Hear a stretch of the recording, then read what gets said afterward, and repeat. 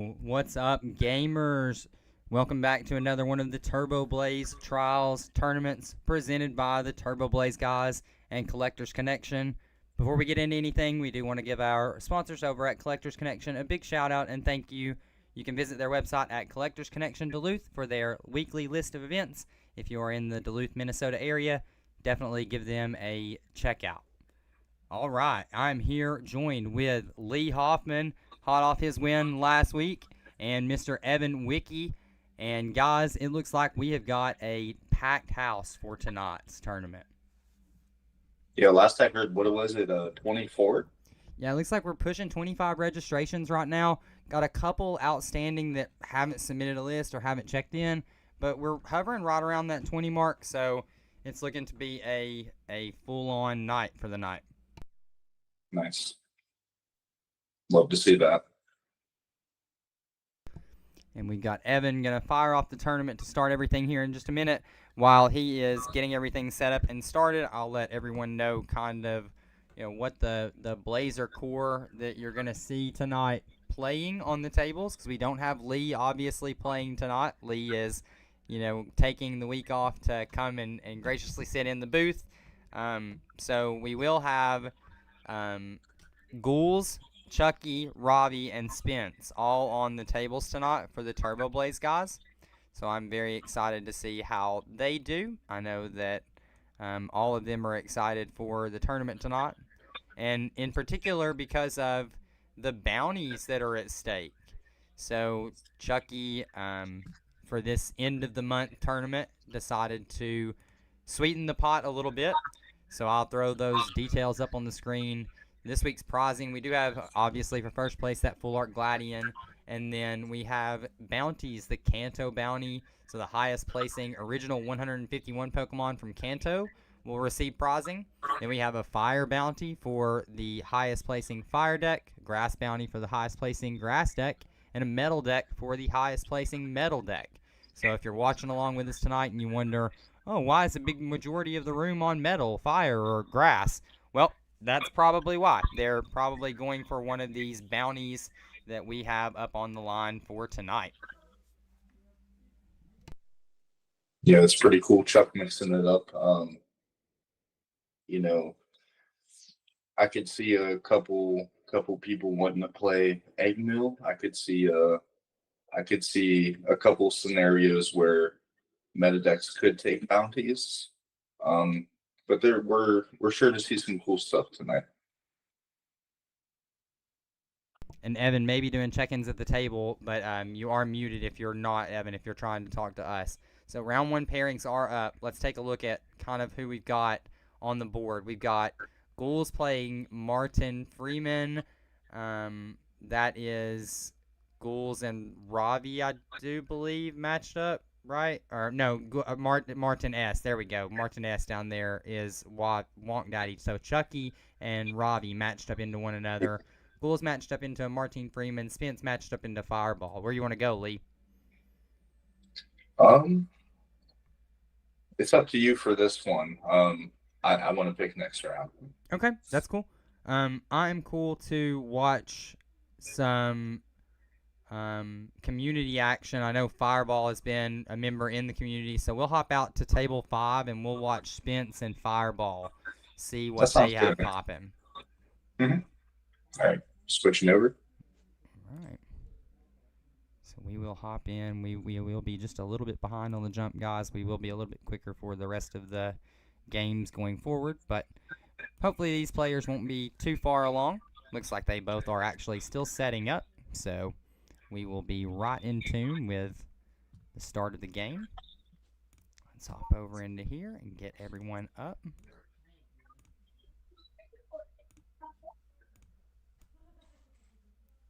All right, Lee.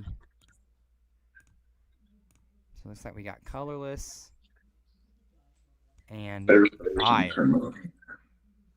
So Spence obviously going for the bounty denial for the Turboblaze guys.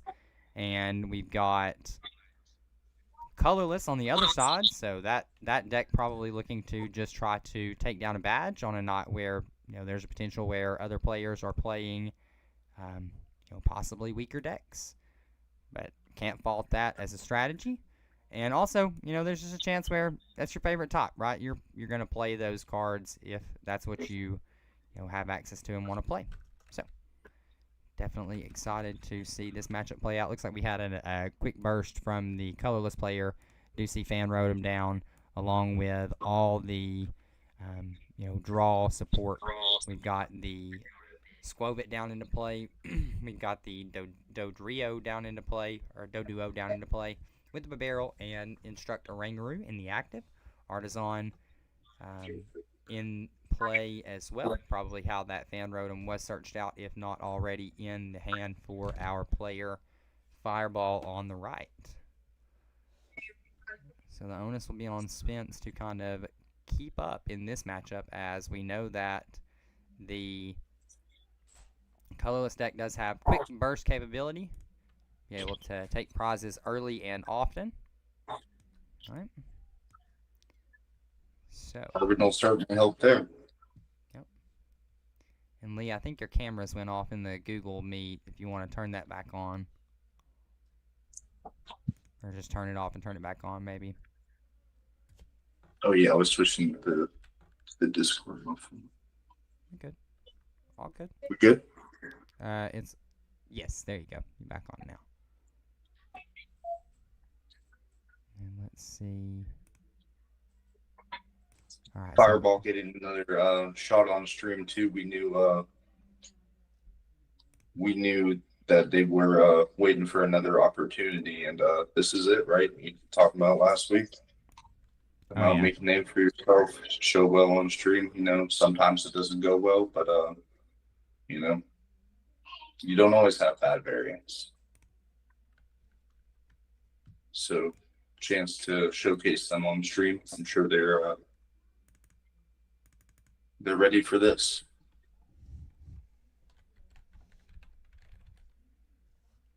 And Evan, whenever you do get all players checked in, just kind of come back to us and let us know. You can give us a unmute, and we will be good to get you back going. Yeah, we do have one player that their webcam isn't working, so I'm trying to all good, buddy. Get that triaged with them. Yeah. You're all good. Really interesting start, but everybody else is started. There's just one hiccup that I'm working on here, and I'll be hopping back in. Cool. All right, Lee, call it out. I'm going to get these names set up on the overlay. While I do that, you just take control of us for there a minute. Yeah, sure. Well, the first thing I'm noticing, Spence playing his Bright Flame deck here. This is a deck that utilizes what the other Magcargo, the Team Magnus Magcargo, and the Armarouge, which can move energies around, be flexible, famously good against control, just to kind of not be able to trap you and utilize different guys. Like, we know that he plays the Iron Moth, and you see stuff like this Wishful Baton, and it's just a really cool show of tempo. And I know Spence is excited to play this tonight. All the bounty stuff going on this side and the third. Getting a chance to play a deck that he holds near and dear, and one of those nostalgic ones from the past, I'm sure has to feel pretty cool. Yeah. That being said, though, he has his work cut out here. Fireball finds Dodrio and Bibarel before they play any cards, and they have access to Squovit. They have access to Orangaroo. Looks like they're sizing up something off of Artisan. The world is theirs here. Yeah, and we already see that Fan Rotom on the bench, so obviously probably looking for a way to move this Oranguru. That probably is the one of the worst starters for Fireball, although right here Oranguru could get in the paint, but I don't think that he's eyeing up. You're a little too far away. You would need like a Crispin, and we see Volkner being played now as the supporter for turn, so Volkner is going to search out the bag and a basic lightning energy. Turbo, or I'm sorry, I'm used to being on Turbo Energize from all the plays with Box. But Adventure Bag going to search out 2 tools from the deck there, and there is, of course, that card, the Turbo Energize, and Floatstone from Fireball. So Fireball going to look to take this a little bit slower, it looks like, Lee. Just manually power up through the Turbo Energize with this Oranguru. Some attackers that way.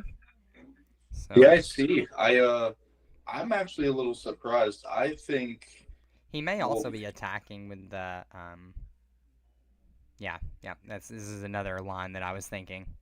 yeah, the 90 HP, like maybe he has it in hand, but maybe he doesn't play. Does Fireball not play the Muscle Band? I can take a look at the list real quick. that's kind of what I was thinking, right? Like muscle band here takes knockout. Granted, it's gonna bounce the energies back, but yeah. I mean, at this point, it's like Charcadet, your other like his. It's just all support Pokemon. Like I wouldn't hate, I wouldn't hate just taking the knockout, but So, maybe they. No Muscle Band in the list. We got Fighting Fury Belt, Floatstone, Hop's Choice Band, and the Turbo Energize, along with the U-Turn board. I see. So it would have to be something like a powerful energy. Exactly. Yep. Got it. So Fireball, obviously not having that technology, elects to instead take this a little bit slower with the Turbo Energize angle. Gonna get a better look at their deck now, it looks like. Maybe get checks on what they do and do not have access to.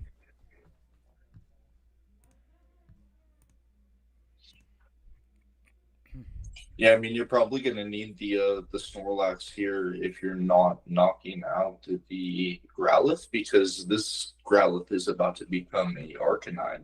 Yep. And that Arcanine, I believe, has 140 or 150 HP, I want to say. And it can accelerate the energies up the discard pile, I believe. We see Chi-Yu Castform hitting the field. That's good news for Spence. Yep, that Arcanine from Unbroken Bonds, Leslie is mentioning, it does have 140 HP. And it does accelerate 2 fire energy cards from the discard pile to one of your bench Pokemon for 3 fire energy, along with doing 120 damage. So that can get boosted real quick, be able to deal with a lot of the big basics in the format. Right now, it doesn't even need to boost That's it. the Arcanine coming into play. There we go. With an attachment to the Chi-Yu.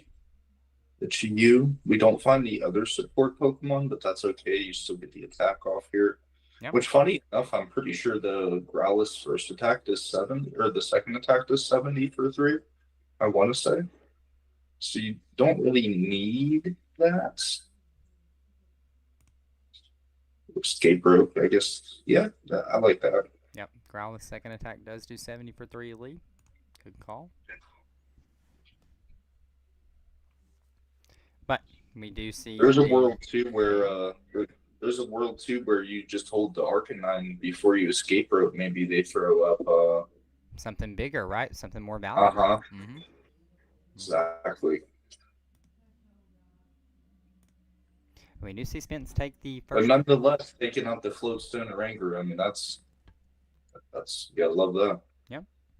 Even without the secondary effect, I mean, to be able to hit into that and not the Rotom that's not threatening right now anyway. Right. It's gotta be a win. I mean, on a gust though, it could be a little impactful, but you can't really do that right now effectively. Right. Kind of have to deal with this, and then you got Chi-Yu ready to go, even if the wishful baton isn't addressed. Snorlax, number 2, the original one.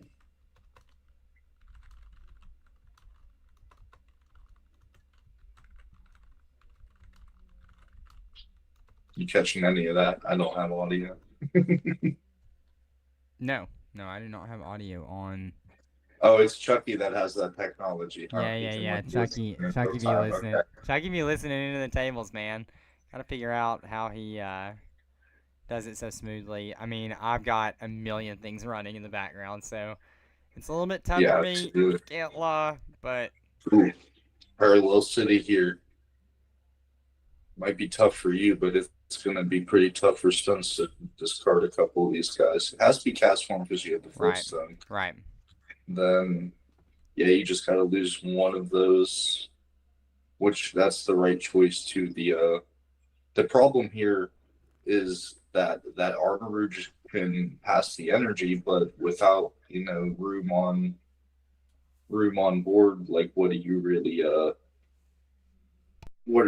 able to pass it to, right? That's kind of the thing. Yeah, So Paralyzed having City, one of the most flexibility with that. devastating stadiums in the format for sure. It's going to put in a lot of work right here. Absolutely.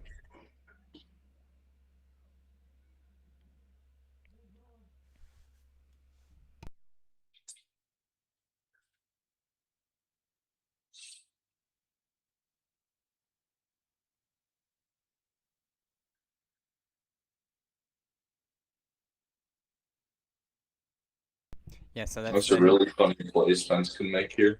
That's the Numal that was pitched into the discard pile, correct? Off of Spence's board, right? I believe so, I yeah. think so. Arctic has landed. Yeah. Gee.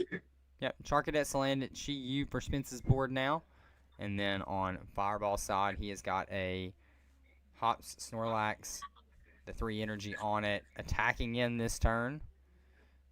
It's like he is probably just digging, obviously, for a blower, trying to remove this Wishful Baton from Spence's side of the board, as letting that thing stick around is just going to be able to let those fire energies stay in play a little bit longer. Yeah, I was just about to say, like, there's a funny play Spence could do next turn. He could just, like, revive the Growlithe, because the Snorlax is doing 80 to itself, right? 150. Correctly. You revive the Growlithe, you evolve into the chart, the Armor Rouge, and then you can just preserve the Chi here. That's right. We have Here we go with see some cards here. Yep. Love to see that. Salandit with its Roast Reveal. I advocate for that card all the time. Right, I'm back. What did I miss? All right. Yeah, so both players have had kind of good starts, I would say. Spence is just able to pass some energies back off of Wishful Baton. We're seeing a Guzma play here, so going to elect to go after the draw with the Chi-Yu. But we don't have to fire off all those energies. No Armor Rouge on board. We're just going to manually attach to the Chi-Yu Lee, so not too bad there. Yeah, not too bad. We're going to definitely have to find that Armor Rouge plus some Pokemon to move those energy from, though. Yeah. Sometime soon. Yep. I did give that table a 5-minute extension. They're having issues with Discord, like not allowing their webcam. Oh no. But they're all started up. They both seemed cool with it because the other player was also trying to figure out their webcam. But happens. I mean, yeah. Definitely would rather have newer players, feel less stressed by just trying to get into a game. So. And that's why we do always advocate for checking out, getting some games in prior to. Absolutely. Yeah, we love you here for the tournament, but and we love being ready for the tournament too, and that's myself included. I had technical difficulties round 1, week 1.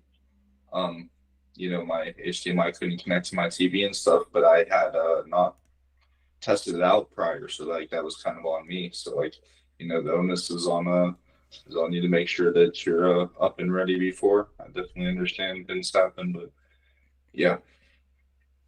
Absolutely. Now, you see Fireball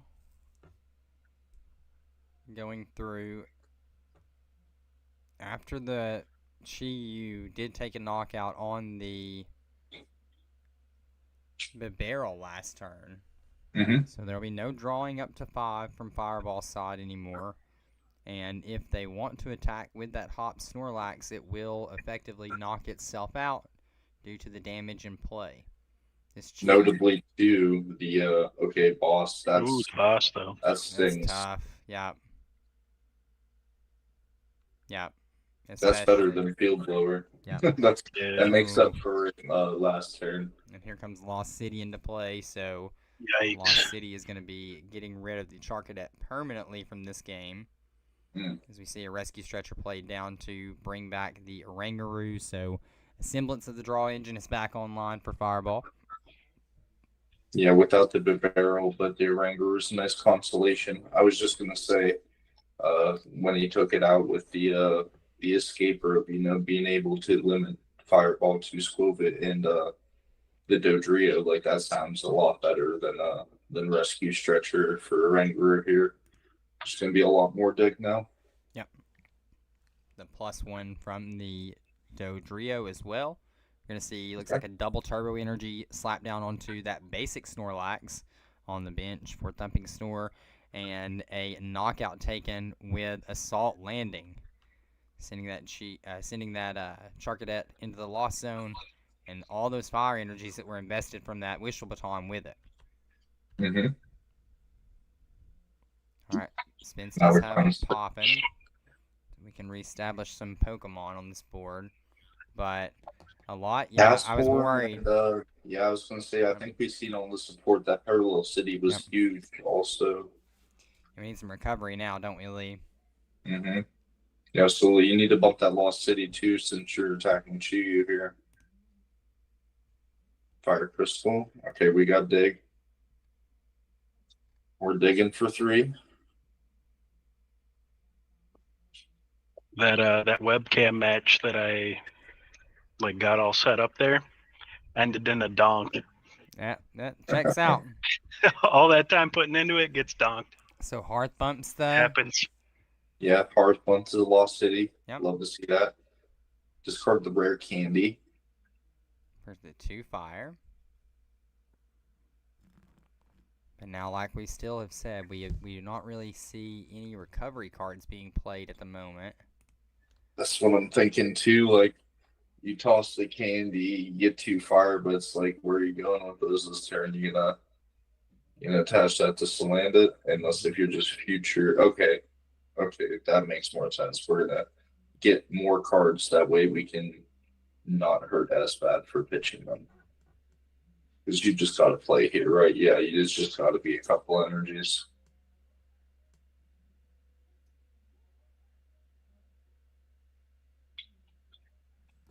Gosh, Iron and Moth. their recovery options are pretty weak here. We're looking at just a Night Stretcher and a Clara Oh my for goodness. Pokemon recovery. Yeah, I'm a big advocate. I mean, I understand every deck is different, right? But I think 2 item and like 1 supporter recovery is like standard now. Like I do agree that Night Stretcher goes and everything, but I think Rescue Stretcher for like Pokemon lines also does, if not like a Rod. And then I love to throw a Claw or a Lonazade in my decks. But mostly for the nature of which most of them are. But no, fantastic for recovering energy and Pokemon lines, like stage 1s and maybe an energy you need. Maybe it's a basic and 2 energies you need. Maybe it's just the whole stage 2 line.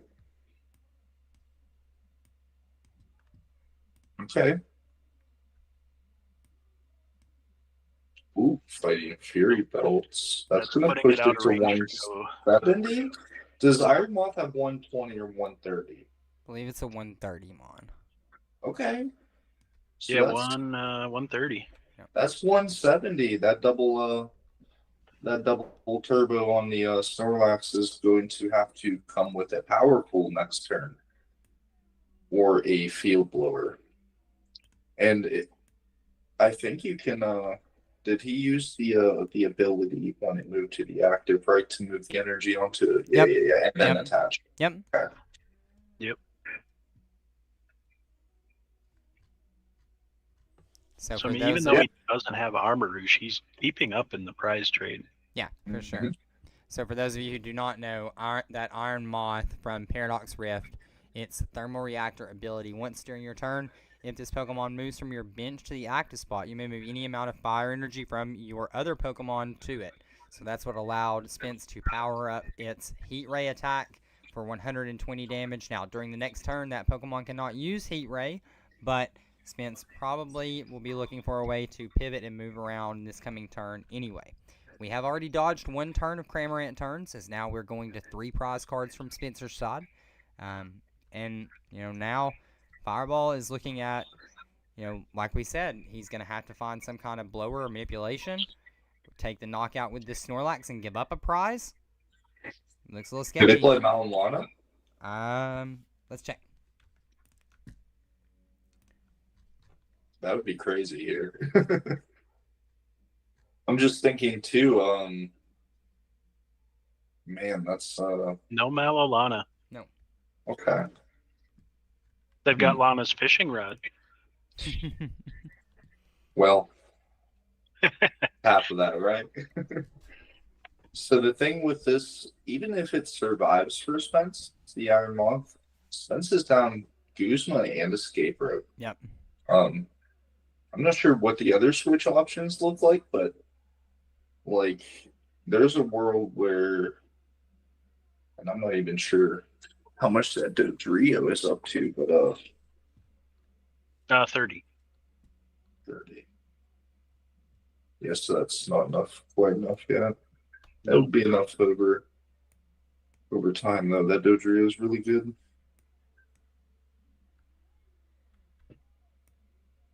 Yeah, it makes a lot of sense that he didn't just go for the Chi-Yu because the Dodrio would have been able to take KO. Mm-hmm.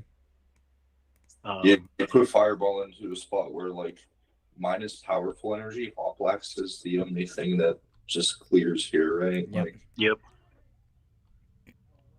So we dodged Which both then- the Cramorant turns. Yep. Yeah.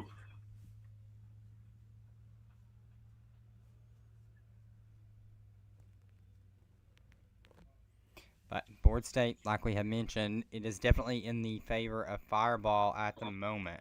Spence has a lot of energy down. We've already seen the Fire Crystal come down. So a lot of recovery options already been played as well.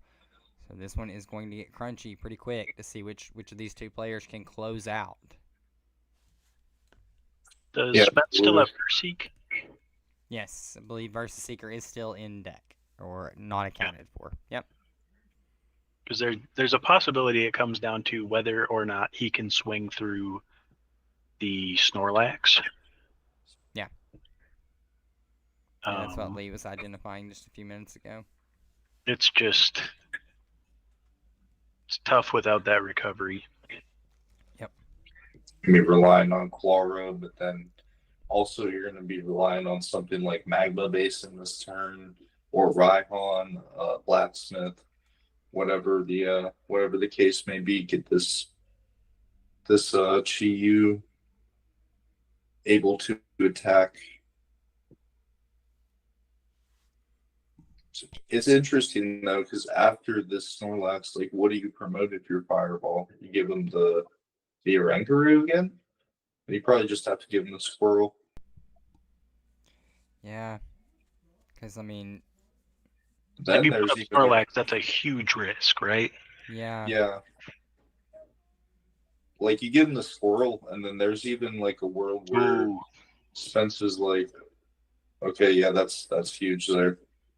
Well, So he's I going mean, to does that retreat change the Hop anything? Snorlax. I was going to say, does that change anything if Hop Snorlax is still attacking? I think he's retreating the Snorlax with the U-turn. really. I don't know about all that. Because if he field blows I could the Hearth and the Fighting Fury Belt, U-turn boards on Hop Snorlax, attaches for turn to Dodrio, he's taking KO. No way. Because he still has the zooming draw for turn, I believe. Because he was 30 last turn. That's wild. So I don't know why he has the counter Yeah. on it. Crunchy spot to be. I mean, we have all these ideas. We'll see what happens here. Yeah, because I just think if you're gonna blow her away anything, obviously, okay, so there goes the Fighting Yep. Fury belt in the Yep. hearth. Gonna leave the float stone on that Salazzle. And I mean, even if he puts U-turn board onto the hops, even if it knocks itself out, it's just going back into hand. So he may as well put it there because he's taking knockout no matter what. Yep. Look at you, Evan. Look at that. So there we go. U-turn board onto the Hop Snorlax. Don't know if Nest we're gonna stash. see the retreat yet, but we are gonna stash Yep. away. See if he gets the energy.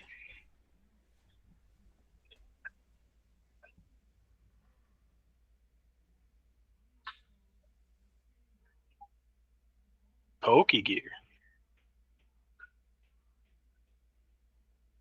Even though, see that, I feel like that's a misplay. Because he already used his stadium, right? And then on top of that, now all the cards that were in hand are now shuffled into deck.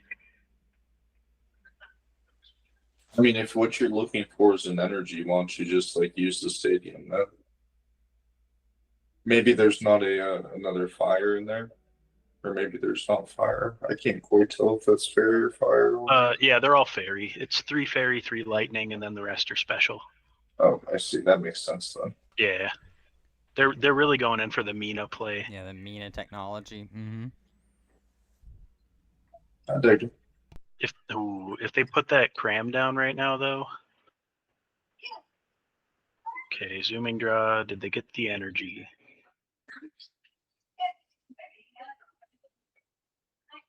Well, Cram could also take a knockout here. If you have an energy, it's all like, do you have an energy Powerball? Oh, he's got Show us. Stretcher. Does he have energy and discard? He does right now. Yeah, now he does. He does now. Yeah. Boom. Wow. Okay. So that's cool. So then Not Stretcher's gonna retrieve one of those Yep. basic energies to put on this Hops Cramorant, and with the extra helpings from the Snorlax or whatever the Snorlax's ability Swing is, him 150. swinging for 150. Did I just call that? What is that ability? It is extra helpings. Holy cow. Get out of Yep. here. Nice. Play too much Pokemon. Yeah, we're getting too into it. I'm glad I called the U-turn board play. Dude, on the button, on the nose. And I fully believe that the plan was... What does he care? Yeah, I think that the plan was Dodrio up until the moment where he found the Cramorant. Yeah. Yeah, hitting the Night Stretcher, getting the retreat. Because now it's... Spence really has to set up some more, because only getting one attacker going this turn, if he can even do that, is... I don't think Spence has much more Yeah, gas in the tank, catastrophic. Evie. We'd have seen the recovery being played. Yeah. I think like if you top deck Flora here, like there's even an argument where it's There it is. Yeah. there's even an argument So where he's you gotta hold draw. it to use you're gonna be the easier guy to attack with, right? But it's like you don't get disrupted and like I don't know. Oh, he's just going for the energies Flare from bringer. discard. Yeah. Yeah. I mean, yeah, like you're Yeah. gonna have to come up with Snorlax next turn, and then you can I mean you can hit it 20. Well, you still have this Cramorant to deal with, as we are still on 3 prizes for Spence's side, so Cram yeah, I will didn't still even just be think of that. swinging. Yeah. Yeah, he's still at 3. Yeah, holy smokes. But Yeah, no, maybe those two That energies... retreat was a huge play with the Snorlax, the Hop Snorlax.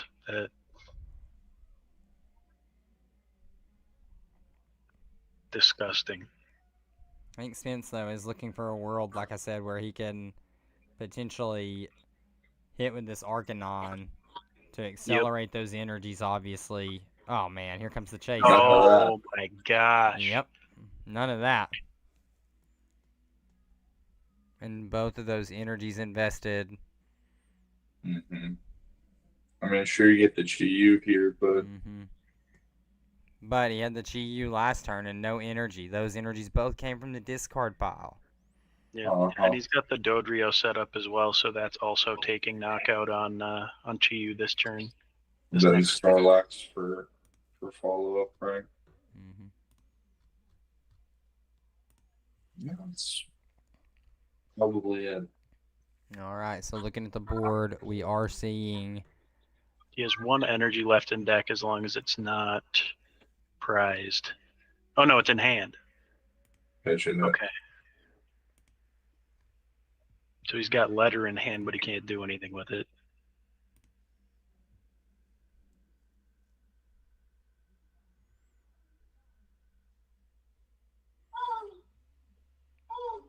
Basin. Basin. That's big.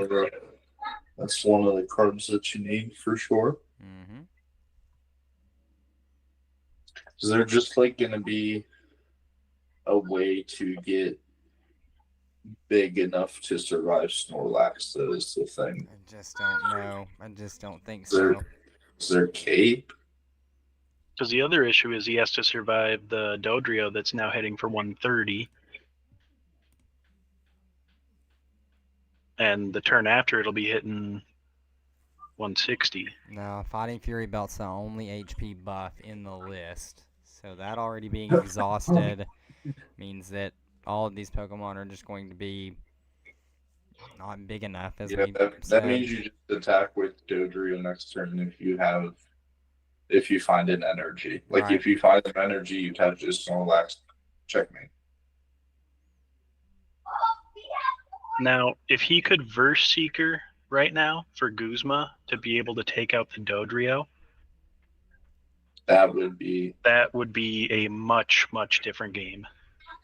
Stretcher. We're going to try this again. I don't hate it. That means you have to he's given another Clara though, right? Because that's nice Stretcher and Clara. No, he's realizing that it was that he has to come from the discard pile to Chi this turn, and he can't afford to take the turn. Yeah. Yeah, because like we said, we've called it out a couple of times now. I don't think Spence has any energy left in that hand or a way to get it to the hand. So it's just going to be a come up into the Chi and take a knockout on that Cramorant. Yeah, what I'm saying though if is that was the Hisuian Heavy Ball he just grabbed back, that's bad. Versus Seeker now has to be for Clara since Night Stretcher just got played though, right? Because you recover the Growlithe. Yes. That means, right? He already had the Arcanine in hand, so Arcanine can just be evolved that way. Oh, yeah, that's right. I didn't. Yeah, he never got to the Arcanine before he got gusted. Yep. Yeah, so it's Welder, or not Welder, he needs Blacksmith. Yep. To be able to attack with that next turn. Correct. Oh my goodness. Guzma. Well, I mean, arguably. It doesn't matter because he only has 140, right? Right. Like, there's no other buffs. Yeah, right. That's just it. We'll go say, check please. Check please.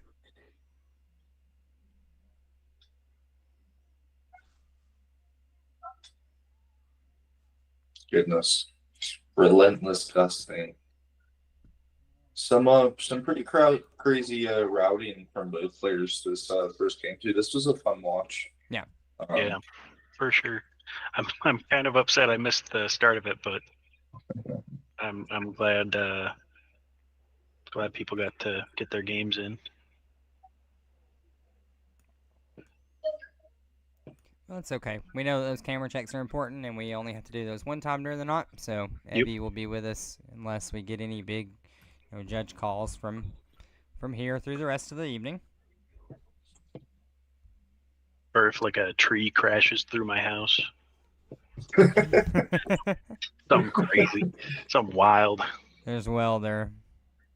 That's Welder off the Pokegear. Yeah, that's gonna be a good card to play with. Like no fire energy in your hand, huh? Uh-huh. Yeah, just Energy no retrieval is down, cape. isn't it? I don't know about retrieval.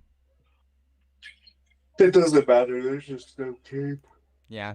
Yep, no way to be big enough. There is the Yeah, energy fairy energy. attachment and the knockout, and Fireball will take Wow. round 1 off of Spence.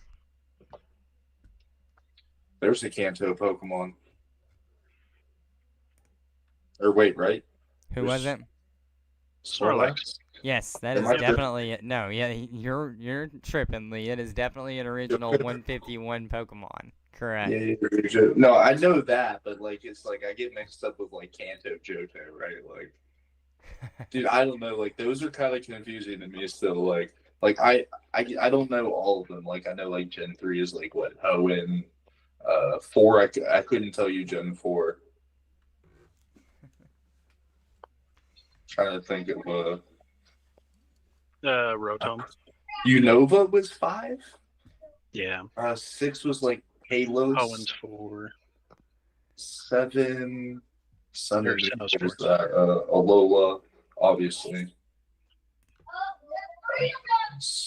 I don't know like Scarlet and Violet. I couldn't tell you that one. I don't remember. Galar.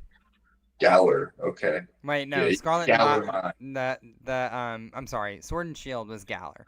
Scarlet Yeah, and yeah, yeah, Violet is that sounds right. Paldea. Mm-hmm. Yeah. Okay, so there was only like Sinnoh. Gen Venom 4 I said you don't missed remember. Sinnoh, Lee.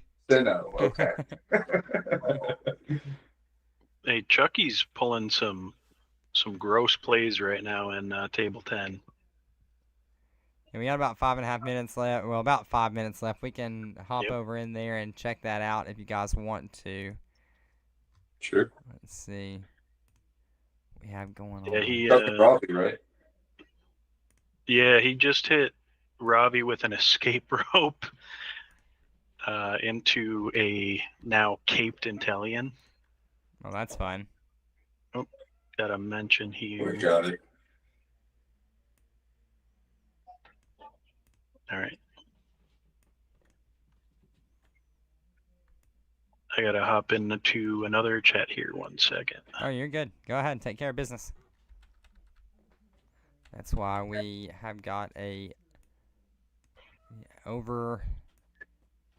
plethora of staff for these events, because we know that we do have to make these judge calls. All right, so what do we got prize count wise here, Lee? What are we looking at? Well, I We got guess 2 set up. for Mr. Robbio and our champion Chuck has 2 also. Captain Tully on Rough Seas, which looks like it was used. Robbie was working on some damage. It looks like. Here too, we see Crispin down. Tulip being played for turn. So we're gonna be able to accelerate some energies here. And I don't know if Field Blower is gone or not, but this could be knockout on Inteleon with either the Boulder or the Glade. Looks like we're All right. building to Glade here. Good there. Clairvoyant Sense.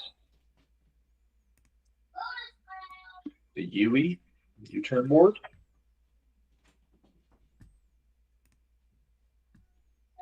Yeah, the question here is just, is Field Blower down? Because if not, then that would be the play this turn. Right. But even if not, I mean, swinging twice until Young heals 30 from Rough Seas, 130.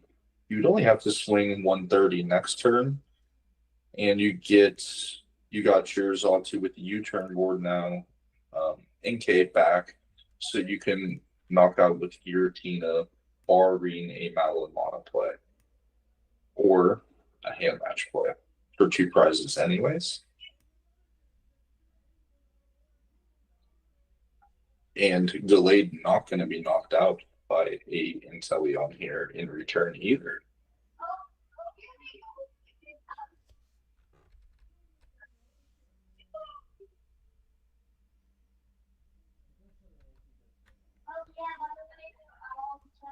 Heads. What just happened? I have Chuck, no idea. Chucky just flipped the coin.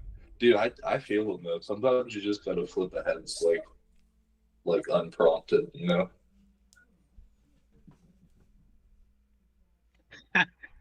Did he What? just flip a coin for what supporter he played for turn? Is that what we just saw? Maybe. Dude, I've been there. Like, that's what I'm saying. Sometimes you just gotta let it fly.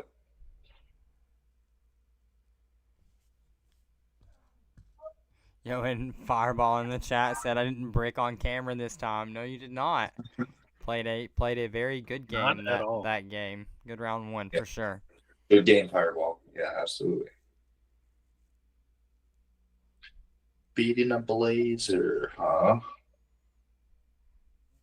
So Repsy's gonna heal 30 of this damage off. Mm-hmm.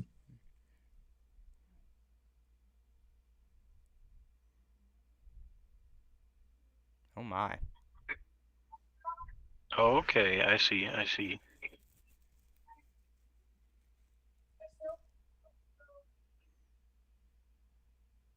I don't know who I am anymore. And we just see a retreat into Wishy-Washy and pass. And Gallade is going to Kuzma. chase down Guzma. I mean, that felt like the Yep. obvious play to me there, yeah. Yep. Yeah, who needs to feel blurry? He just is punished them for attaching cape. Yeah. It's been done to me. Yep. Sometimes cape is the answer. Sometimes it's not. Yep, that is definitely so. Yeah, the muscle band really helped the damage as well. Mm-hmm. Yeah, because even with rough seas, it was still in range of several things, even the Giratina. All right, so we do see some of our results coming in now. We've got David on table 1 taking down Gavin in the first round there. SBO and Mike God, looks like their game just got reset. I was showing a loss for SBO, but something may be going on there. Georgie lost to Sliggoo in round 1. Mickey, that was an earlier win from that I didn't get a chance to report. Mickey did take a win over Venom. Fireball we saw beat Spence. We got table 6 still outstanding there for a result. Ghouls did take down Martin, and Cap'n over Danger. Lunari over Dazzle, and we saw Ravi finish off his game against Chucky. So, big room tonight. Looks like 10 tables, so 20 players in the house for this Saturday evening tournament. And I've been seeing a pretty fair amount of viewers across the stream, so thank you to our viewers for hanging out with us tonight. We appreciate your guys spending your time with us and watching some cool Gym Leader Challenge action. Absolutely.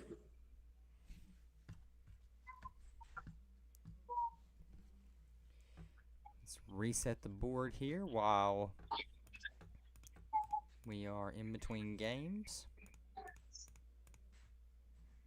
All right. All right, all right, all right.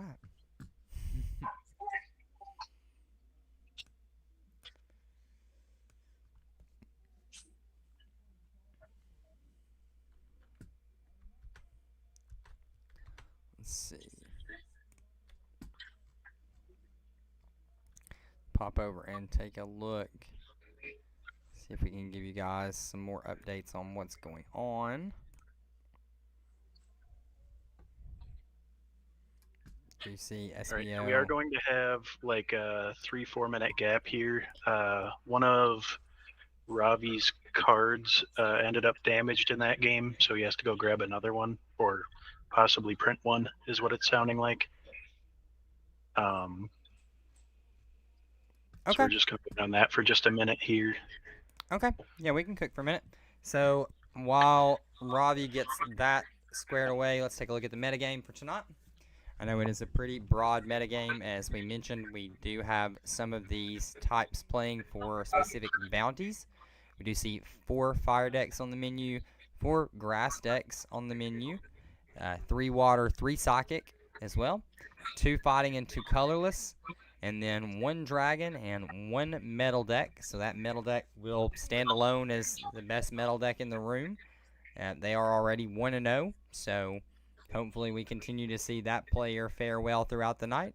Looks like Sliggoo is the metal player tonight, so that's to be expected. Count Sliggoo a very good pilot of the GLC archetypes that he plays. Looks like Dragon, we've got Bryden on that list tonight. Looks like it is a pretty true and tried and true Drago box list. Looks like they did also take a loss in round 1 to Shtick on Psychic. Let's see. Psychic always a tough matchup for box. Yeah, definitely. That's the one where it's like, Yeah. Could go either way. Yep. All right, 2 colorless. So we've got Lunari and Fireball on the colorless list. Both of those managing to pull off wins in the first game. Both of those lists, like we had mentioned, playing the original Kanto Pokemon of Snorlax. So those will be available for that bounty tonight. And we've got a couple of fighting lists. See who's running fighting tonight. We do see Mickey and David both on the fighting list tonight. Mickey on his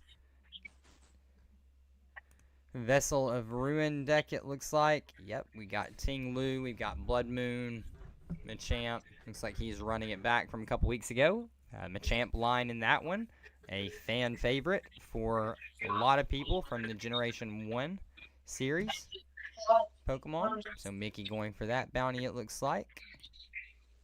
Let's see what David's got. David had some cool stuff last week. It's probably similar this week. Yeah, David's still rocking the Maxie's technology with the Palisand, the Archeops to limit your opponent from putting any evolution Pokemon back into play. Tyranitar to get that nasty 2 damage counters per pass, essentially, on basic Pokemon. So his list that he performed very well with last week, almost took down the tournament with. Let's see. Psychic players, we do have 3 players on the Psychic archetype tonight. We did see Shtick on his Psychic list, as we did see his matchup. He took down Bryden on the Drago box list. And this is a pretty standard Psychic list for this day and time. Nothing too spicy here. We've got the Malamar line, the Gallade line, Xatu for acceleration, and Giratina. Notably, no Munkidori in this list. Latios is the big attacker. It's 3 for 180 with its Luster Purge attack. So it can do the big damage numbers for that deck. Let's see what else these Psychic players are on tonight. We know Ravi's list is a primarily Iron Boulder list that he has piloted and become so accustomed with. And then you've got Georgie. Georgie is on, looks like, a little bit different build. Let's see. We've got Lost Zone with Georgie tonight. So Georgie on Lost Zone Psychic. Looks like Renegade, specifically. We do see the Giratina in the list. We do see the Memory is of Dawn, Mew. So that is a very cool list. He did take a loss in round 1, it looks like, to, let's see that matchup, to Sliggoo on Metal. So the guys got really big, I'm guessing, from Sliggoo's side. Right, Metal tends to be tougher Psychic to deal with on that numbers side, because Metal ends up throwing a bunch of big tools at you. It's hard to kind of get over that hump from the Psychic side with no Munkidori, no damage manipulation there. And, you know, primarily the Lost Zone deck looks to spread those 12 damage counters, but if all the Pokemon have buffs on them, HP buffing tools, then it's going to be a lot harder to get those down.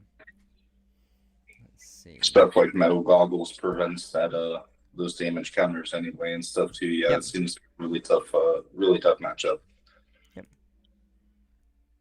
All right. Water, we know Chucky's on a variant of Milo Pump, Mike God. Oh, I see a Greninja in this list. This is an interesting one. So Mike God on Evasion Jutsu Greninja. So flipping the coin if heads, preventing damage. And then the Furious Shuriken for 2 water does 50 damage to 2 of your opponent's Pokemon. So it's a little bit of a water spread list. We do have the Frostlass that, the newer Frostlass from Twilight Masquerade, that once during the checkup you can put 1 damage counter on each Pokemon with any ability. So damage racks up via that. Obviously Inteleon, one of the best engine lines in the game. We've got the Justice Kick Palafin, so a hard hitter there, and Revenge Basculin, Grudge Dog Basculin as well in the list. I like that list. It's pretty interestingly. Yeah, it sounds pretty cool. Spreading damage around coin flips. It's my kind of deck. Yeah, and they took an early win in their matchup, it looks like. All right. And finally, grass. I know that we've got a couple players on Eggmill tonight. We've got Ghoulies on Eggmill. SBO looks like he is 2 on Eggmill. And then we've got Danger Noodle on a Rillasaur list. Chucky and I were mentioning tonight, this is probably the last week that you'll play a conventional Rillasaur list. It probably, Can't go back. Yep. It's gonna Perfect. be changing next week to that new Meganium. It looks like from early testing and indication, just has a much better attack and overall stats a little bit better across the board. That retreat cost is a big thing that everyone's noticing. So, all Yeah, right. 2 for 140, nothing to sneeze at. Yeah, 1 for one for retreat because of the energy double up condition, and yeah, it goes from being more of a support to kind of a threat too. You can no longer dust stall. You can no longer, and we were talking about like the pre-evolutions, but like ideally you wouldn't want to be like using their attacks anyway. So it's like, that I'm sure accessibility too, because I heard that some of those support mons were kind of expensive from the line that Ivysaur optimal one. Yeah. All right. So So- round 2 pairings are up, Lee. Yep, round and 2 Evan. pairing is up. Yep. And we've got Ghouls we and got? Lunari and Robbie and Shtick. Both of those 1-0 matchups. I would like, either one of those. We've got Eggmill against Colorless. How does that matchup play out? Maybe the early aggression can put, Ghoulies on the back foot. I think that's something that, I wouldn't mind seeing. And then we can jump Ghouls in over. there, yeah. We can jump over to Robbie after that plays out. So we'll go to table 3 with Ghouls. Sure. And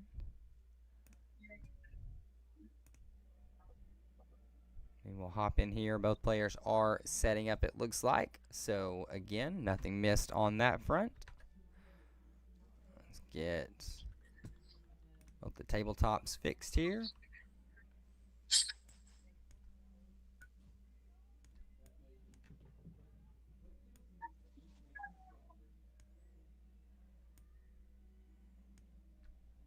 Alright.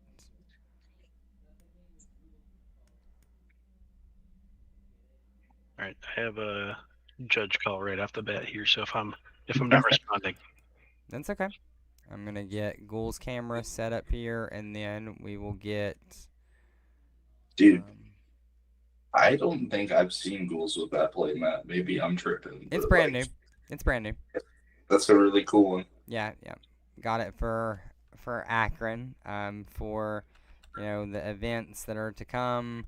I know that Ghoulies is very high on his grass Pokemon, and so he was like, yeah, dude, grass getting some new tools. I'm getting a new mat to commemorate so that I can have, a really cool flashy mat that matches all the stuff that I've got. We know that Ghouls is a big fan of his USA mat, but definitely was looking for something a little bit more cutesy and, matching the style. I love it. It's an awesome map. Yeah, looks really cool. But in that start for Ghoulies for a little bit of the glare, trying to decipher what that is from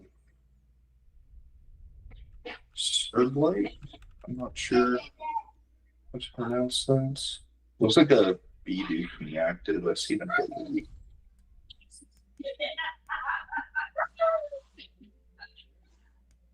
Doesn't look like a lot in their hand. Is that just an attached pass? Mm. I know I've seen like Special Charge and like Dodrio, a couple other things, but right, those just aren't playable at this moment. Yeah, that is a BDF in the active. Definitely. Mm-hmm.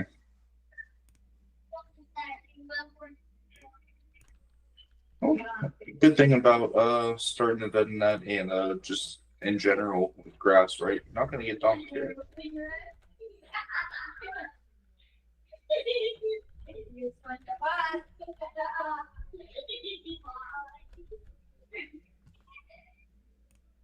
Use all the okay. Come into play. Is that just for the stadium? Use all the just for the stadium.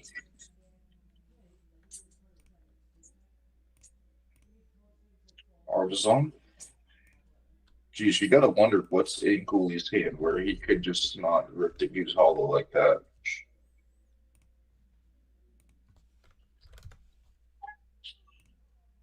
Makes you think.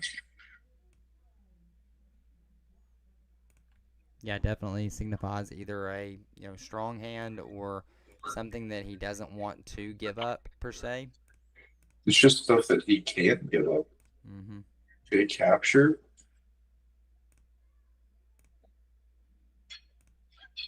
I mean, I'm sure it's justified. I ain't gonna question them. Right. But just makes you wonder what's in his hand.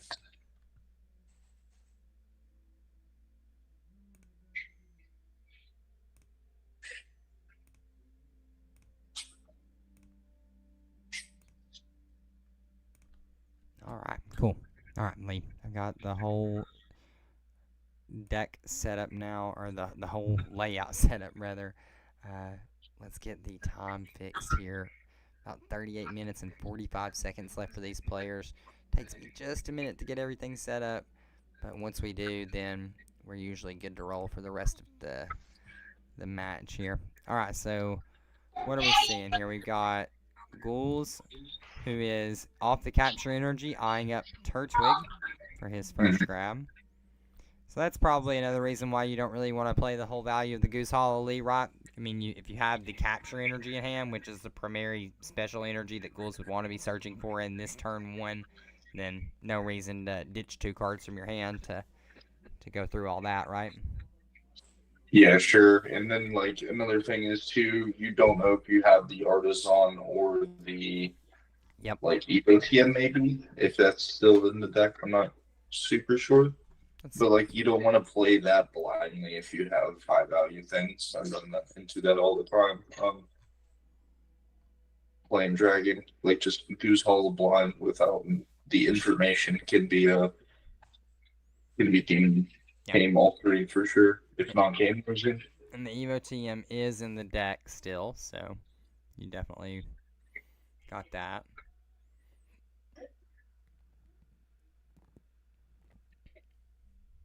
Okay. See if they have a supporter. Winona, okay. So it's Rotom, just 1 turn late.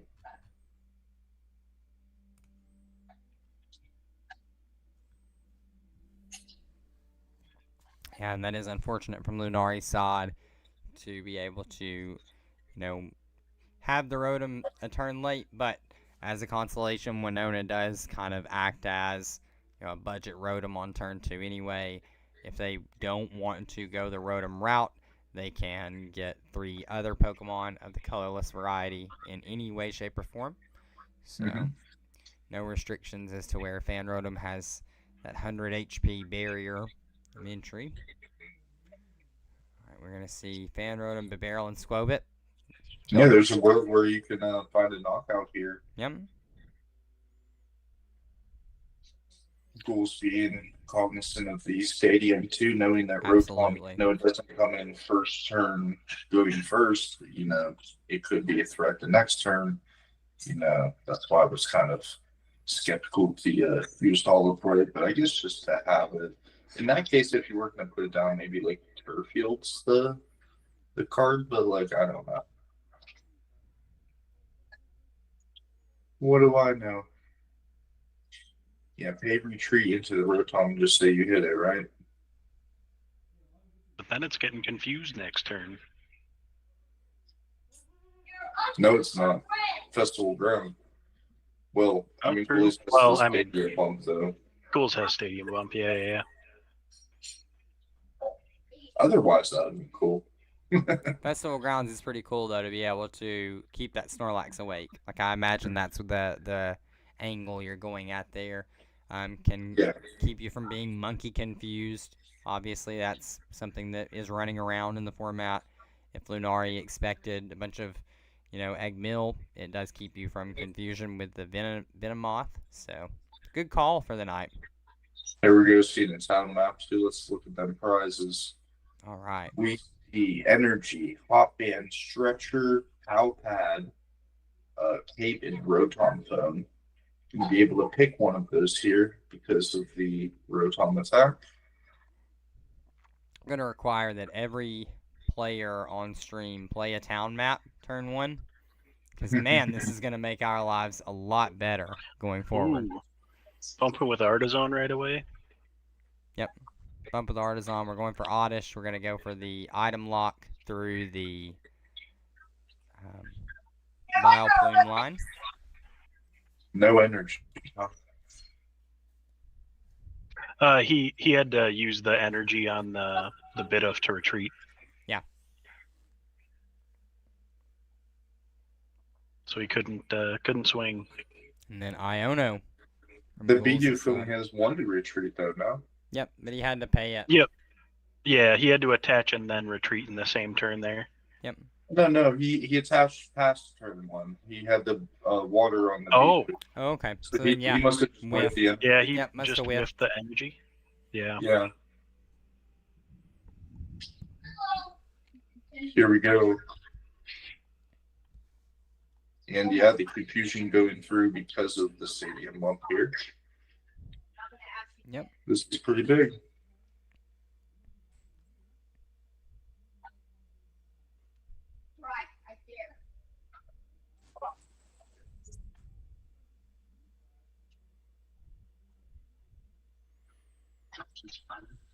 All right. So now Lunari item locked, confused. Only going to have so many turns before he is going to be locked out of everything, essentially. Supporters, items, energy attachments at some point. Mm-hmm. Having the Bidoof and the Squilbit here is so good that you're going to be cycling through, but it's just going to be random, right? You're just spinning the wheel. So 10 energies total in this colorless deck. We got 2 fire, 1 lightning, 1 psychic, 1 water, 1 capture, double turbo jet, powerful, and therapeutic. So those will be something to keep note of. Obviously with the Crispin technology, so that you want to have multiple targets for that Crispin, both early and later game. I'm guessing a Mela. Yeah, Mela's in the deck. That's why we see the additional fire energy guys. Yeah, Mela's prize is one of the prizes. Yep. Cypher being played, you're going to be able to get it to some cards, so it's looking like one of those cards is Bird Keeper. Oh, Bird Keeper seems good here. Yep. I mean, to hold, right? Like Cypher's the supporter. Yeah, true.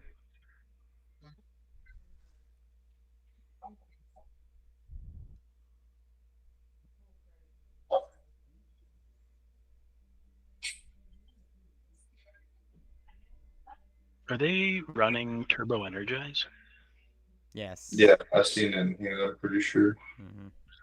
And they have Jet in deck.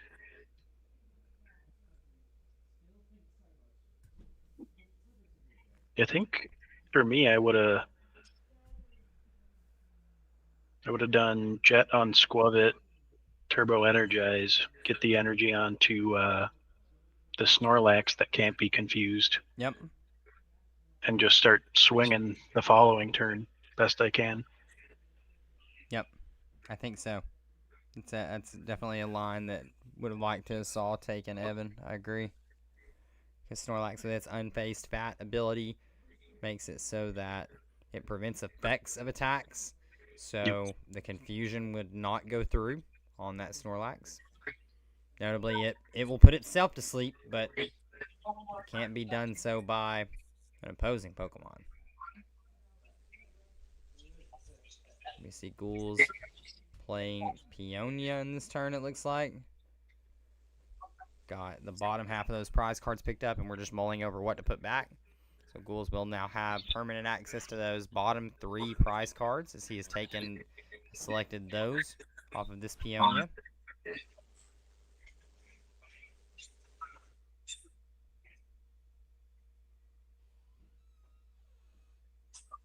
And he's strategically placing them so he remembers what. He said, that's a supporter, that's an item, that's a Pokemon. Yep. He's just like, yep, still mulling it over there. I swear a notepad helps, huh? Yeah. Got to get Turboblaze brand notepads. Dude, that'd be sick. It would actually be kind of hype. Nobody steal that idea that's watching. How dare you? Don't do that. It's our idea. Copyright it.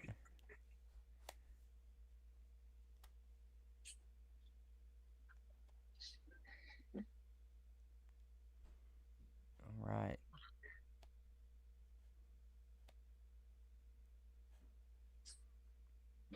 So we did know that Lenari had stacked that Bird Keeper from last turn. So Bird Keeper is going to allow this Rotom out of confusion up into the Squirrel with the U-turn board attached. We're going to get some draw abilities procting here. Looks like Industrious Incisor is just going to go ahead and fill. Or that was the draw off the Bird Keeper, I believe. Well, no. There's some shuffle effect going on here. Oh, yep. That's right. Yeah. Yep, Nestash. Now the Bibarel. Cool. Still no energy. No. It's been dry. Even if it's energy, it has to be energy plus buff, so like powerful. Yeah. Yep. Muscle man. Mm-hmm. I think powerful and no, Fighting Fury Belt isn't enough, and no Muscle Band. Oh, no muscle band. No muscle band in the list. Okay, interesting. No Muscle Band in the list. What's up with these colorless players last 2 rounds? So you guys gotta play muscle band on Rotom. That's a throw for sure. You gotta play muscle band. Yeah, being able to hit that 90 fixes quite a bit. Even in 110, you go Goose Hollow, you're knocking out Soul Rocks and Mosso in the next format. Like, but even in this format, like you can deal with Wobbuffet and stuff like that. Like 110. Yeah, being able to one shot Wobbuffet is big. Yeah. The muscle band powerful. I think there would be like one of the only non-negotiable things in colorless going forward. Ghouls is going to take like the first prize card here, which is going to be very funny to see the control deck taking the first knockout. We do see a Rue of Search going on here. Yeah, we've got a ton of search going off with the Turfield, then Grottle for Sundrench for Roserade. Roserade slams a card out almost immediately onto the table, so Ghouls playing very quickly, knowing exactly what lines he is wanting to execute at this moment.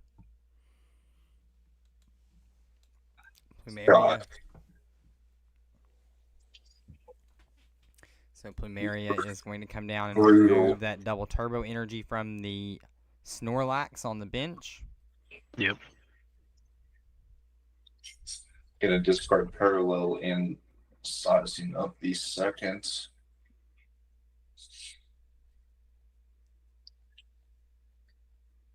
Reversal energy. It's tough. Interesting. I mean, sure. I mean, you're not Yeah. gonna need that for a while now. Yeah, because I mean, at a certain point, Ghouls just gets ahead enough to just Yeah, because swing. like you're not about to rescue structure this Rotom back because you're item locked right now. Yep. And he took a card, notably, that he put back there. He did go Yep. for one of those bottom three. Mm-hmm. And there's Like no you say, Pokemon items, orders, what he said. Yep, that's what I imagine. Maybe it was the Pokemon.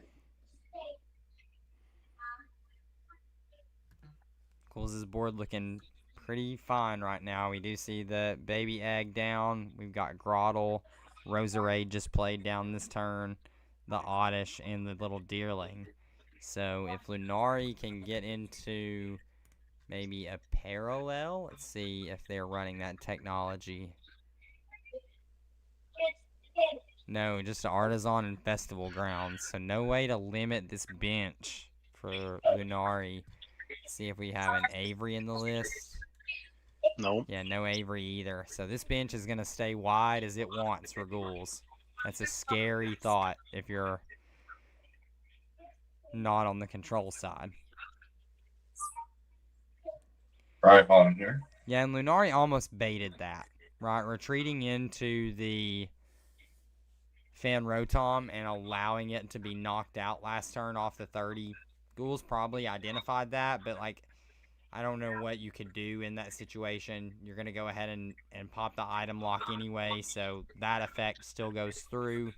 So the, Lunari... So you got a counter energy here. You're back. You're right back in it. Yep. Counter also not available in the list. Capture, Double Turbo, Jet, powerful and therapeutic in this list. Dog. Yep. All right. And a slew of basics. And a lot of items. Yeah, a lot of items. Yeah. Very, very tool centric, but if you can't get the Pokemon to use the tools, then It's like we're just going to search out that Oranguru off of the Rhyhorn. Going to get an attachment down onto that Snorlax. ooh. But I'm no. sure Ghouls is looking at that Oranguru like, ooh, a nice thing to lock active. Yeah, schools I don't would know. say as soon as a card is played or he sees something, he says win condition. Win condition detected. And in this case, yeah, the Oranguru is going to be the culprit here. Yeah, anytime you can deny a control player a win condition, you're living the dream. Like it's already sketch enough with the barrel, but we know Bruce is going to get into a tool jammer angle later, and right. like he's going to go through the motions here, and still be progressing through the game with his search and whatnot, but later on is going to be the control, the real control, not just the 30 and item lock confusion.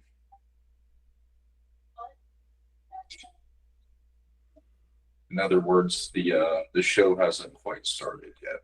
Right. And we do see the counter energy going ahead and being committed to the Grottle. So preparing for later turns, possible Torterra sweeps, readying for any occasion that may present itself.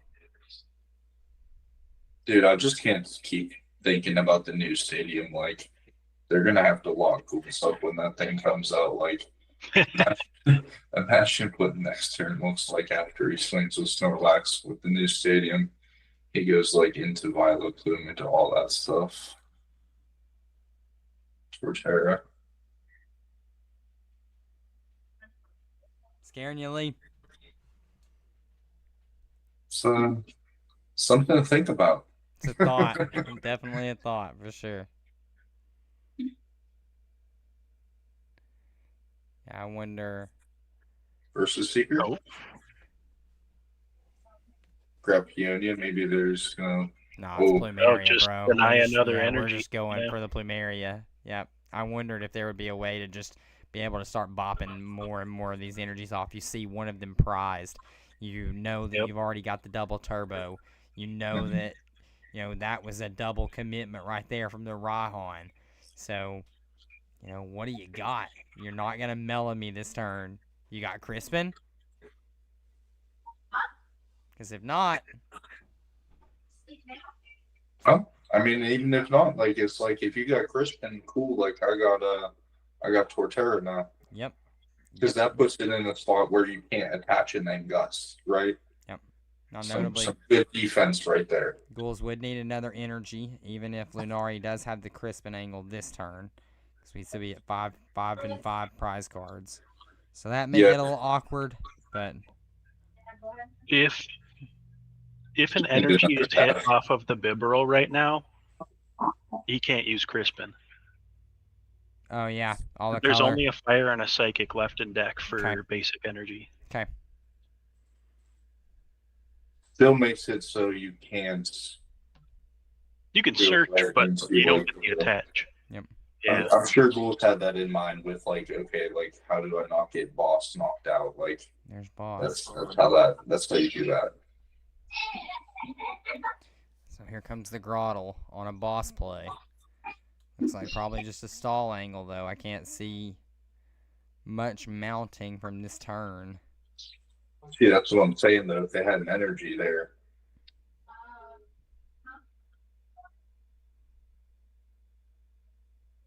Oh, yeah, for sure.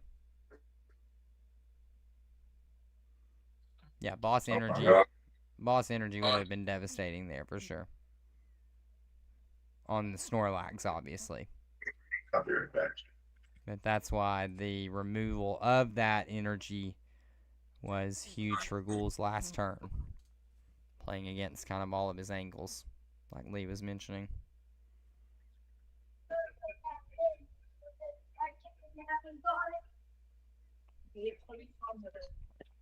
Alright, and Lee stepping away. Evan and I still hanging out on the desk at the moment, watching these players go through their motions.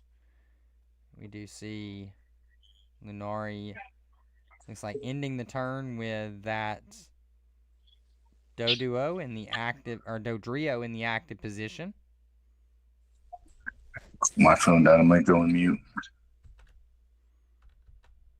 Welcome back.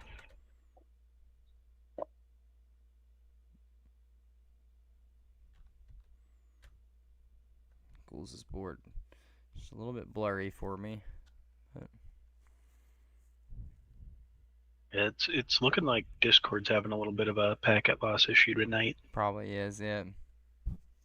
Because it went from colorless being blurry for me to grass being blurry for me. Yep. Over the course of one game, so it's something's going on there, but yeah, it looks good now though. Back crispy again. Evo Incense and the Sun Drenched Chef. Yep. Getting the just the gloom. Yep. Interesting. Getting the gloom, presumably hoping to see what's in hand.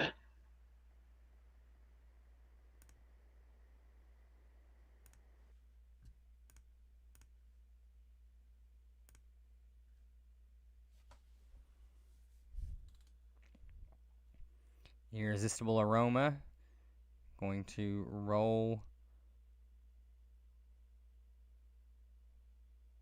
And it looks like we Hey, have it got is a a heads. heads. Yep, so we are going to get all intel here. We've got a nest ball, we've got Kangaskhan, we've got Adventure Bag, Trainer's Mail, Hex, and the Cramorant. Oh yeah, that Cramorant coming into play. Well, I think Kangaskhan even better. Yeah. Bigger. Retreat, More no doubt. expensive of attacker. Yep. Yeah. Hits for less. Yeah. 3 for 100 or something like that, right? Conditional as I'll get at. Yeah. Doesn't knock out a Torterra. No. Not even close. Now, the That's cool really, thing can he about get out of it? colorless is like that hand knowledge is not going to go far for colorless because he's immediately going to be able to ship this hand. Yeah. But does hit that Kang there, which is a pretty big deal in my Yeah, opinion. absolutely can't go understated for sure.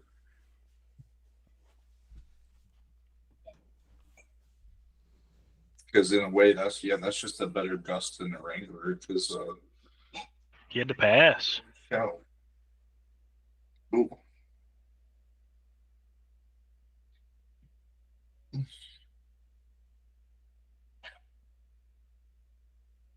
First time getting items available for Lunari. Wait, am I on the wrong one? No, that's Lunar. Yeah. The names are different in the Discord, so I was like, what am I looking at here? Yeah, I tried to pronounce it earlier. Probably shocked it. Taurus Blight. Fury belts. There's some other pivots, probably. Energized Fury belt. Okay.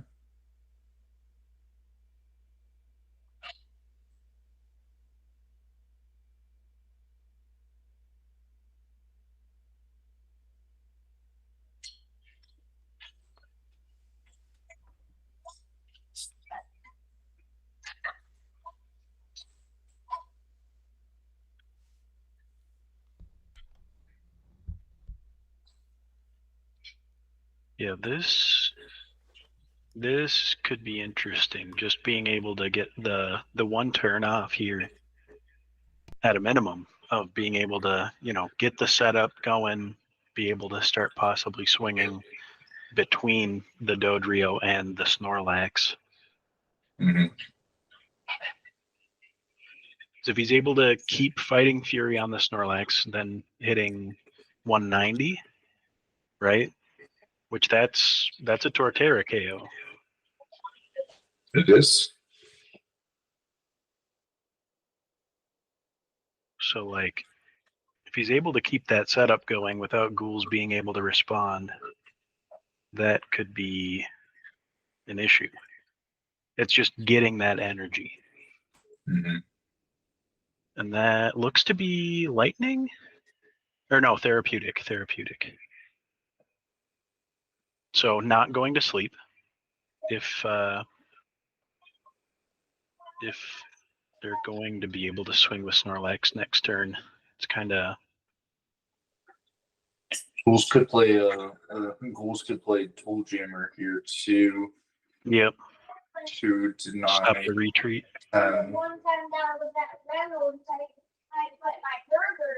And this ability item lock as well is going to be huge.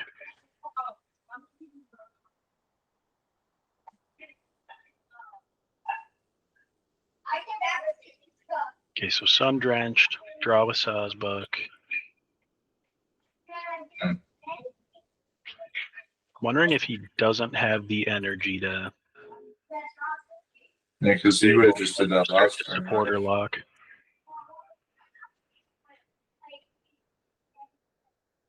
Okay, Guzma. Oh, we're going to be back on item lock here. You could even knock out the squirrel if you wanted to. If he knows something's in there that he needs. Going for the Kangaskhan. Yeah, I mean, that's the safe thing to do. That's going to... Yep. Well, or... He takes my Ooh. advice, goes gets the prep.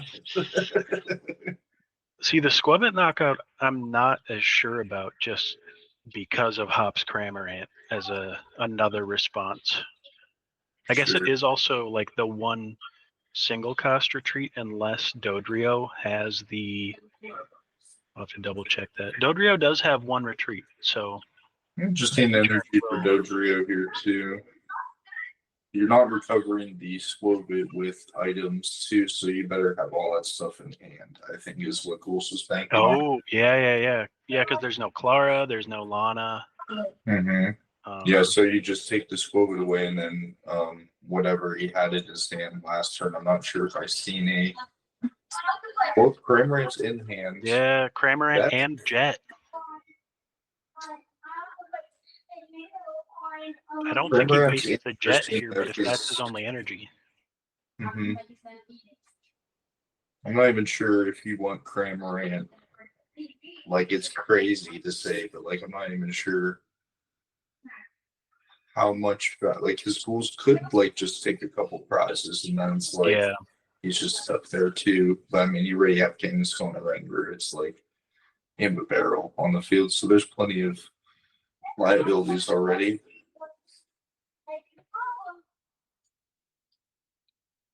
I mean, if he has to attack Patcher Jet to attack this turn, that's like a huge W for Ghouls in any sense. Because that's no matter what. Yeah, and there it is. That is. Yep, one less. I mean, it's worth taking the prize, but it's rough. Sure. Yeah. And really, what prize does he go for now is the other thing.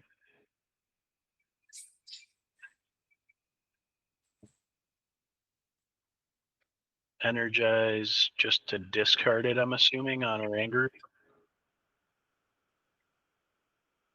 Oh, trying to get the draw, I'm assuming. You probably just have to take the energy off the prize. I was just looking at those. Yeah.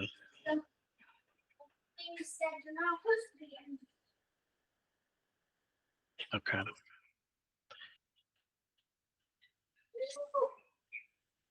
Now it's does Ghouls have a way to respond, or okay, well,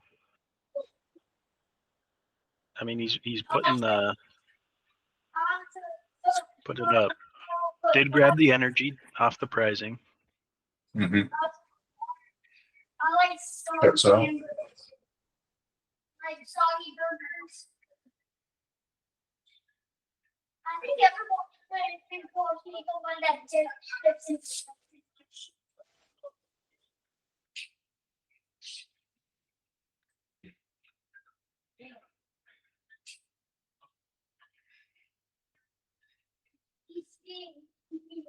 Sticky tour.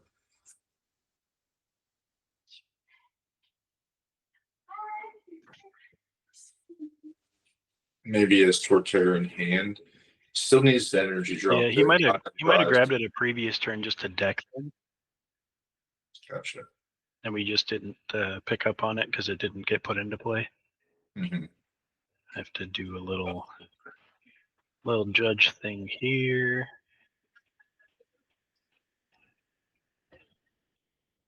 What table was ball guy? Okay, and that ball that grabs the energy. We're in there.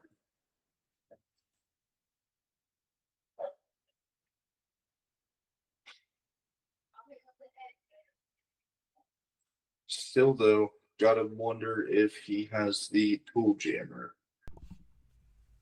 Because that's going to be the only thing stopping the Snorlax this next turn. We know that they have energy for prizes. I get everything.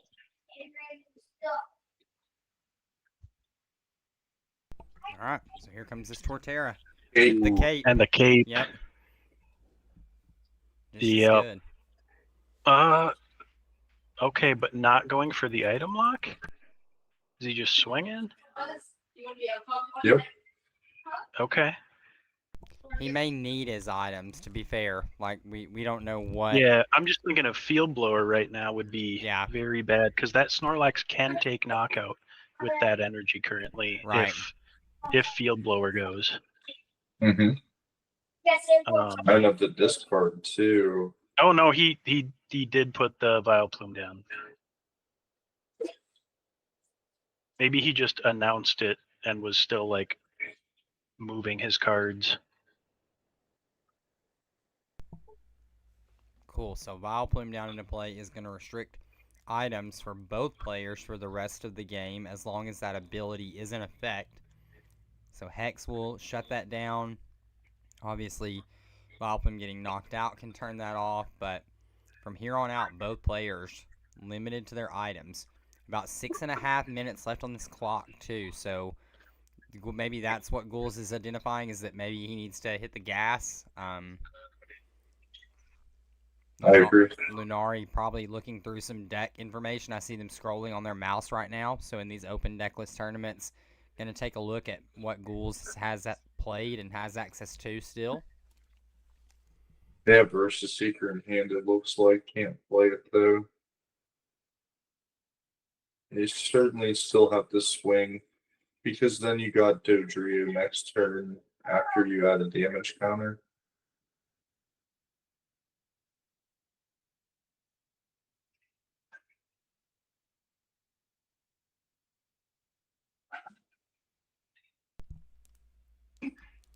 Maybe the thought is, can we just two-shot this through the cape, even? Yeah, no, that has to be it, right? That's Yeah. what I was saying. Yeah. Like you swing with Snorlax now, and then Dodrio next turn. Right. And even if there is some Malin Llama, there might be a way to get up a little bit higher with Dodrio. And then their damage counter may be powerful, whatever the case is. I'm not sure if that would do it, but probably help.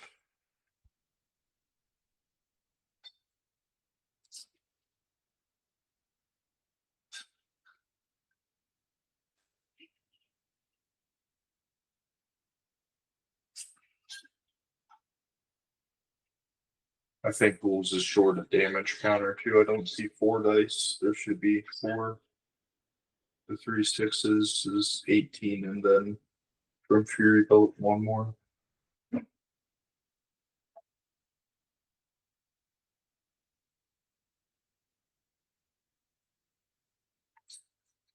It might be just blending in the top corner of that card, because I think I see another dot there.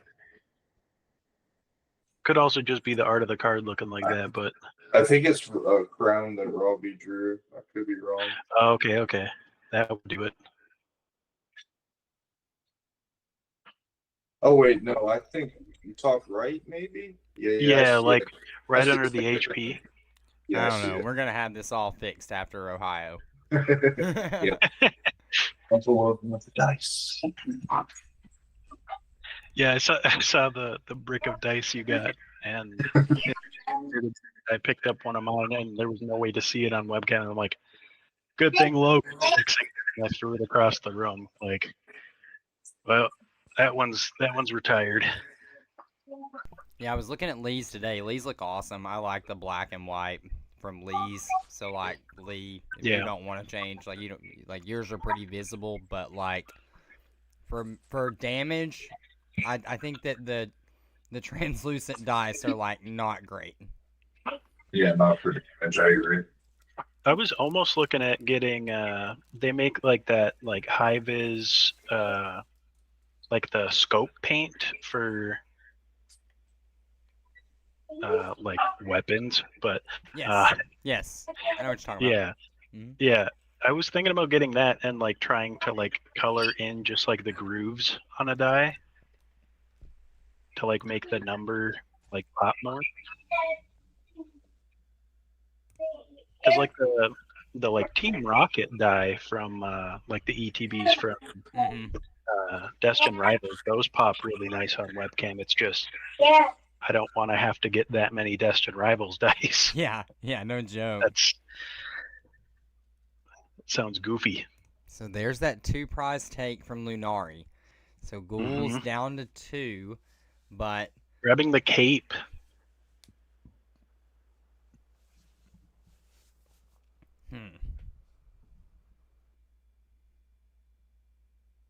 Alright, and no items. Which, if Ghouls has Lana right now, Yeah. and still hasn't used the. Or, well, no. Looks like it's a Sinlin. Yeah. I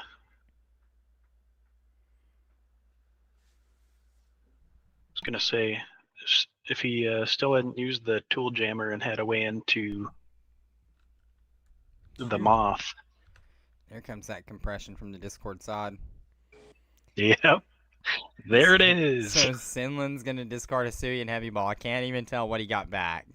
It was a full art supporter. I know that. That may have been the Lana's Aid that he got back, to be honest. Because there were definitely a lot of similar colors in that. Here comes Venomoth back into the fray. Yep. So Venomoth gonna apply this confusion. Item lock times 2. 30 damage. I'm gonna make. Yeah, because the item lock's not going anywhere, right? No, Like, right. it's attack effect item lock and ability item lock. Like, it's not happening. Now, the Guzma in hand, that could goof on some things. Because that's getting out of confusion. Yep. Do we have a pivot for any of these Pokemon that are on board, though, with a Guzma play?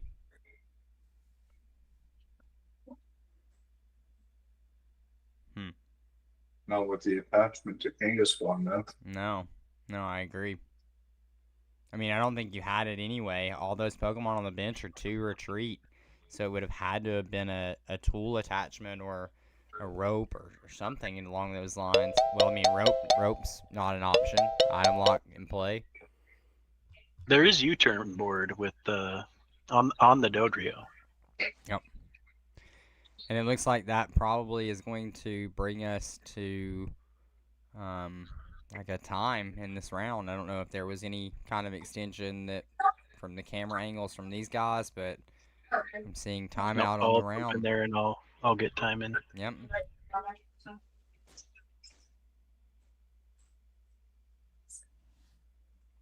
right, that is time and round, guys.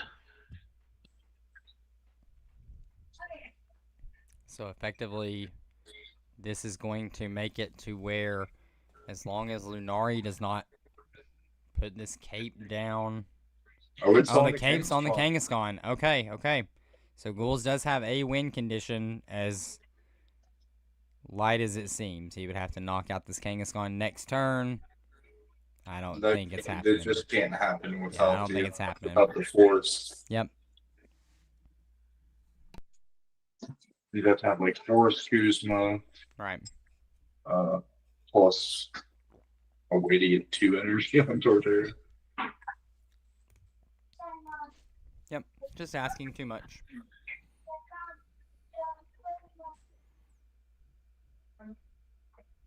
It's looking like they already had a judge call because he didn't realize he was confused.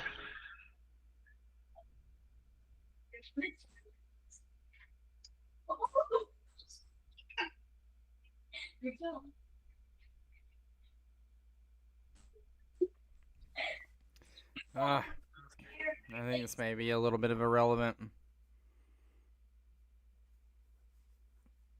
Again, from Lunari's side, this is their last turn. They have no way to win this game.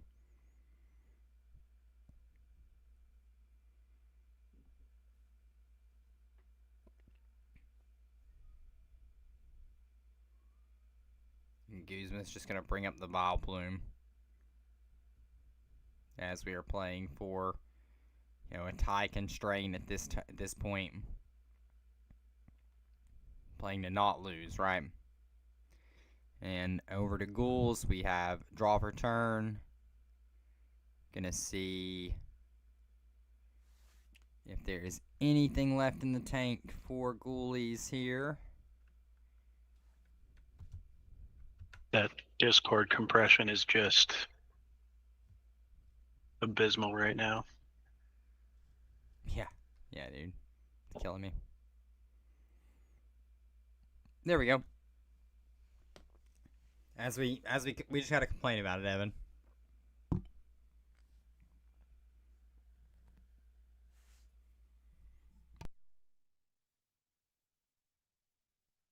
Yeah, and that's should just be your game.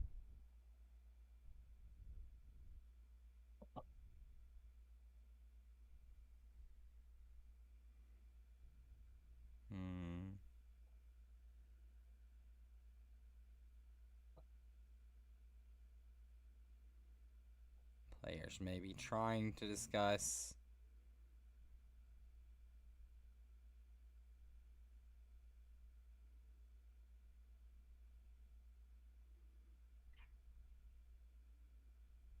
I don't know. Yep, there we go. Cool's gonna reach for the prize cards. I'm guessing that they're just determining the outcome there, Evan. Like, probably just talking through what's going on. If I had to guess, Yeah. I'm going to pull us back over to the standings page. Let's take a look at who won in this round.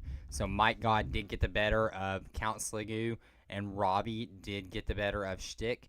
So it looks like we're going to have a Water Psychic top table there, as Ghouls is going to take this tie. So he moves to 1-0-1 along with Lunari, but,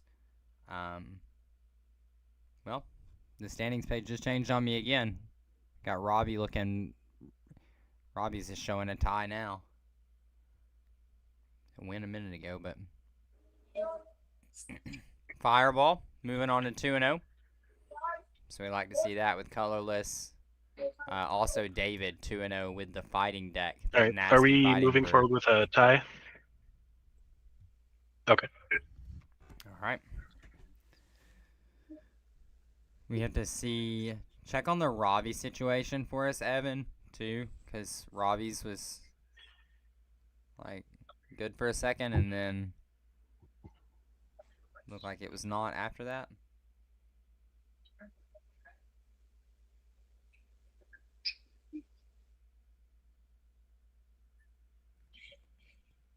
Robbie's game should be fixed now. All right, let's see. Yeah, that should be all There we go. set. Yep, got it.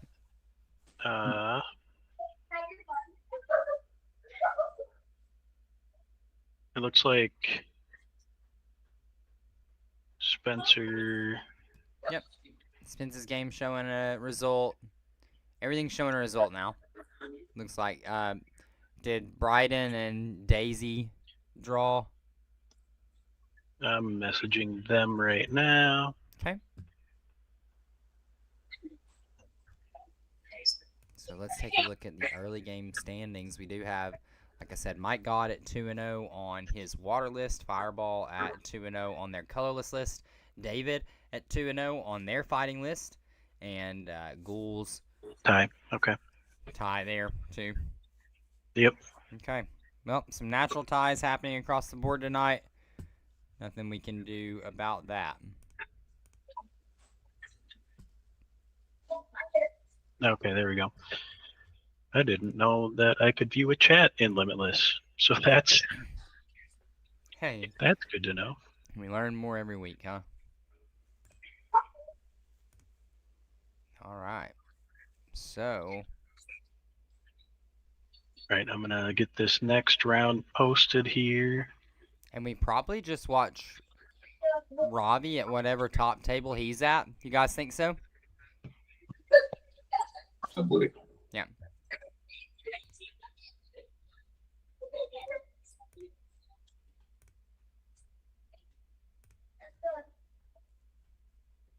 All right, should have new round up. I just gotta tell the crew. All right, table 2. So we get to see Fireball again tonight. So that'll be cool. Fireball getting all the production love for this evening.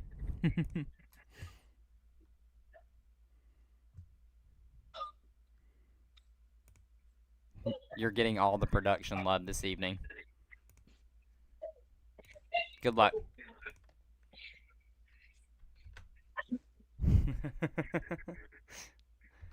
Pop in there and let them know. All right, cool. Okay, get this set up. This is table 2.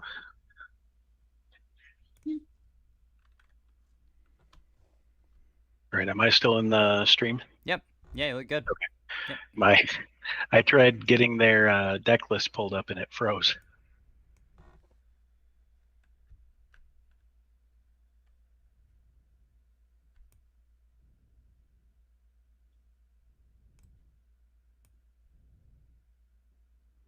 All right, so got Robbie's board there. Gotta get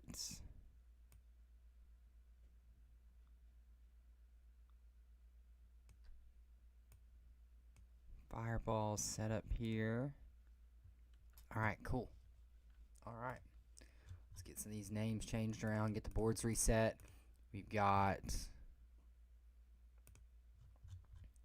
timer down to 43 minutes, so we're just a minute behind on our timer, so that's awesome for the stream. That keeps us pretty close to knowing when things are going to be up. Not exact, but I'll go back and fix it in a minute if we need it to be exact. We've got Ravi on the left. Ooh, getting greedy with the Battle VIP pass in the list on the Psychic.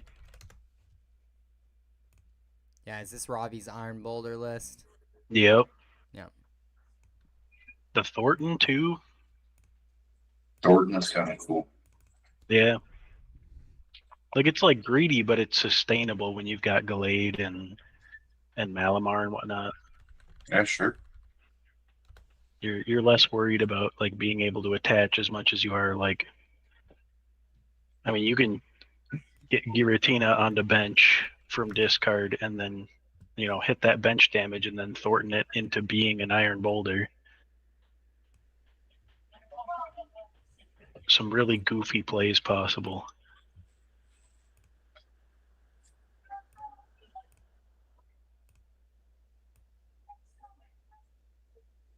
I literally haven't had to change the color of the right side all night. We've been colorless, colorless, colorless.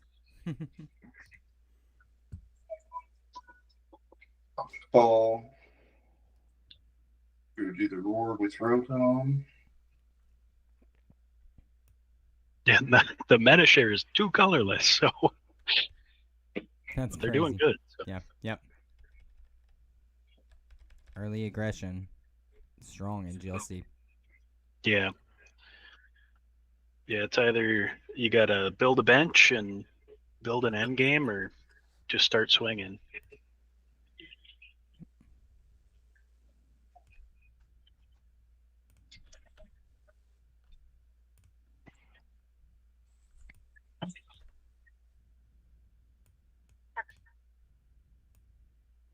All right. We've got everything set up for both of these players now on the boards. So we've got Fireball kicking us off, right, guys? You started it? Yep. Cool. Yeah, and a lot of bit of start. There's that VIP. Yeah, there we go. The VI Lee pass. Locked and loaded. I mean, you have a lot of ways to hit it in Psychic between like, Mysterious Tail Mew. Can just look right for it. You've got, Arvin.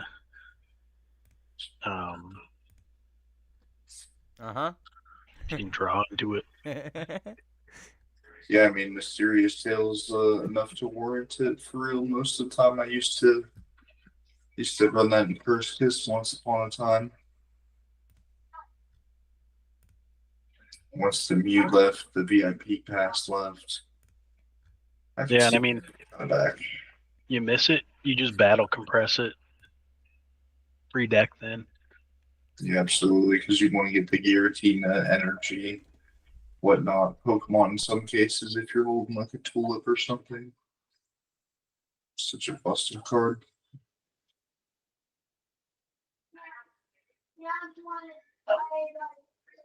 See, I'm wondering if he's going to be able to start swinging right away between, like if he has an energy in hand and if he has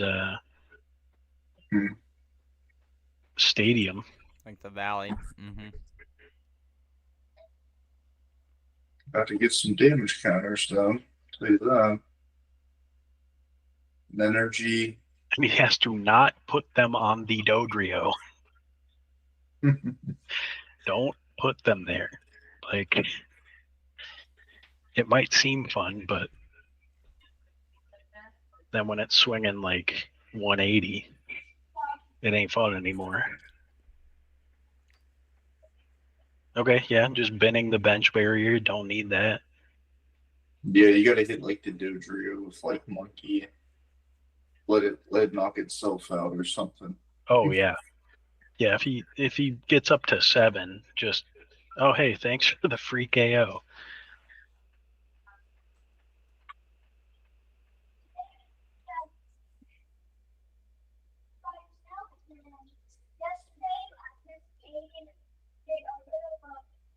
Yep. Mm-hmm. Marnie.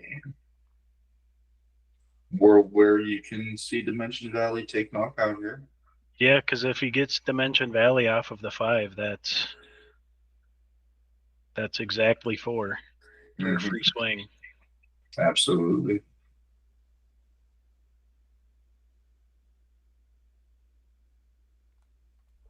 Well, it wasn't in the 4. Not looking like it. Yeah, it wasn't in the first 4 because he held his breath on the 5th.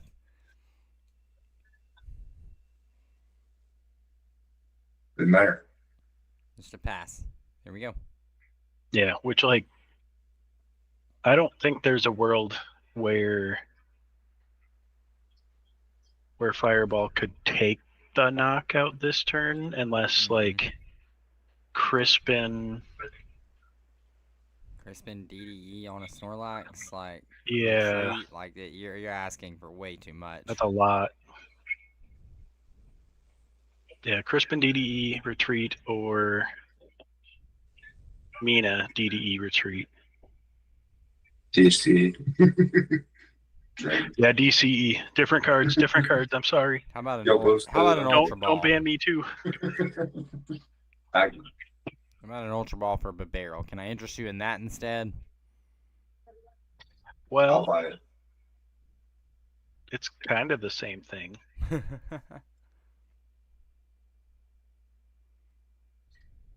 Ultra Ball gonna discard Marnie and basic Lightning Energy, and we're actually going for the bird. So Dodrio going to come down into play now. Yeah. It did get Marnied away. Mm-hmm.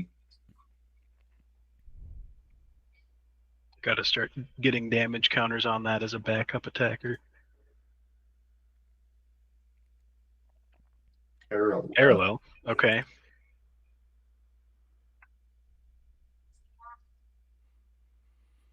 Whoa. Okay. Whoa. So the whoa-whoas, for those in chat, there was a Nestash that just took place. Nestash found exactly a Rangaroo. A Rangaroo for Instruct for 3. So pretty good top deck there off of the Nestash. And still has the zooming draw available from the Dodrio. Yep. Mm-hmm. Looks like he's eyeing up an express ticket to possibly get like Bibarel or something out of prizing. I'm guessing that's what's prized, being the fact that you did an Ultra Ball for it. Yeah.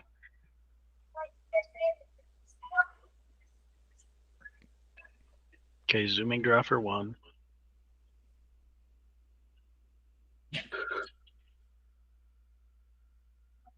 And an Arvin. Yep. If anything, that gets him the Bibarel and a retreat option at least. If it's not prized, I'm like Yeah. you. I'm wondering where that guy's at. I mean, with the retreat thing in, or the ticket in hand, you could even grab like Evo incense, right? Yeah. Yeah, Yeah. because I think he grabs Evo Incense and Air Balloon right now, and then exchange tickets hits the Evo Incense after that. Yeah, that makes sense to me. Because otherwise, like if you don't sequence it that way, you're either not grabbing it or. But also, who knows if Evo Incense is in deck? Like, there's a chance. The hops band. Ooh. So not even looking for a way to move here. Just expecting to go down 2 prizes. Jeez. This is tough.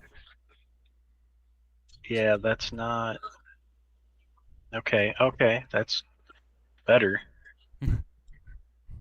Now, is it needing to get energy? Yeah. Is it. Well, you can't grab Jet with that. That's for sure. Okay. Yep. So, yeah, the Evo Incense, he's going to retreat first. Presumably into Fan Rotom. Yeah, if we have an To energy, hit. that would be ideal, just to at least start putting some damage on this boulder. Well, even just to keep Bidoof alive, because he's going to want to retreat right now. Because if he evolves right now, he's not able to retreat with the U-turn board. Oh.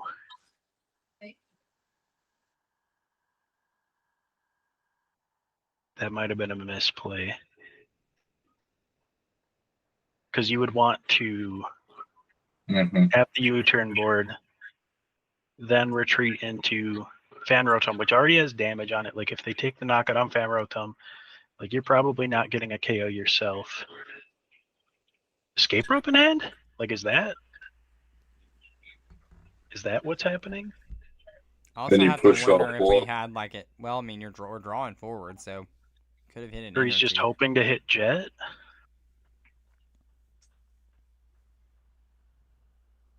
Okay, yeah. It was banking on the Jet. Oh, no, my he god. had escape Yeah, rope. so he did have escape Okay. rope in him. All right, well, there you go.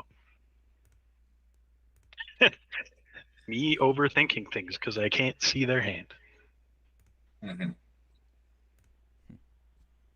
But also, they didn't necessarily need to do that. I guess it is just like getting the attacker out of active so they can. It also gets the U-turn board in the right place, though. Like that's a big thing. Is like True. Not having that U-turn board stuck on a barrel where it's not active. Actually getting any good use. Ooh. He's giving him the Ralt. He wants him to take knockout. Sitting on. That's the man that's sitting Does on. Robbie have counter energy and Teammates. is angry? Okay. All right. Teammates or something of that sort, it seems like. Interesting. He said, Looks like he's got Monkey Blindside in hand.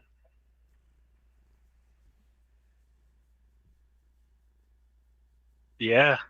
He's got Monkey Blindside in hand. I don't know what he's going to do with that, but. Yeah, there's the teammates. Teammates for. Oh. He could knock out the Dodrio right now. With that Blindside.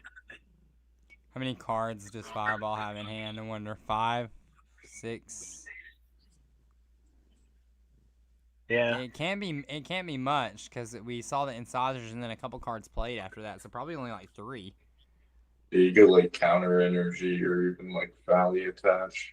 Yeah, Valley attach, counter energy. And then just blindside one of the draw supports and the backup attacker, and they can't respond with a KO the next turn. What do you do with the second card you pursuing? Maybe it's like Poffing, get your Zatu, Malamar line on. Yeah. And he's got Monkey, so if Fan Rotom swings on active, he's able to start moving the damage over. Mm-hmm. There's Checks a lot out. of really cool ways Ravi could do this. Prize is willing though. Who knows what could be stuck.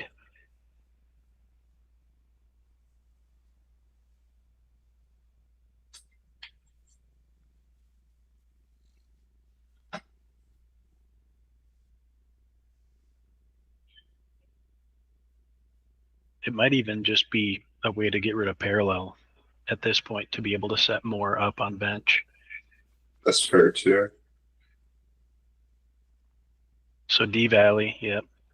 Yeah, so D Valley actually serving both dual purpose there, allowing him to attack for one colorless energy less, also bumping the parallel, and then Hisuian Heavy Ball played afterwards.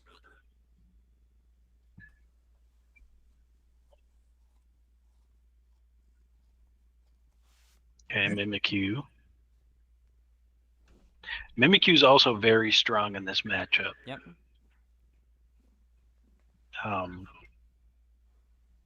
Because if you're able to get a Giratina hit off, you're then able to copy the Dodrio with 4 damage counters on Mimikyu, which sounds goofy, but that's enough damage to knock it, return knock. Justin Horn. Yep.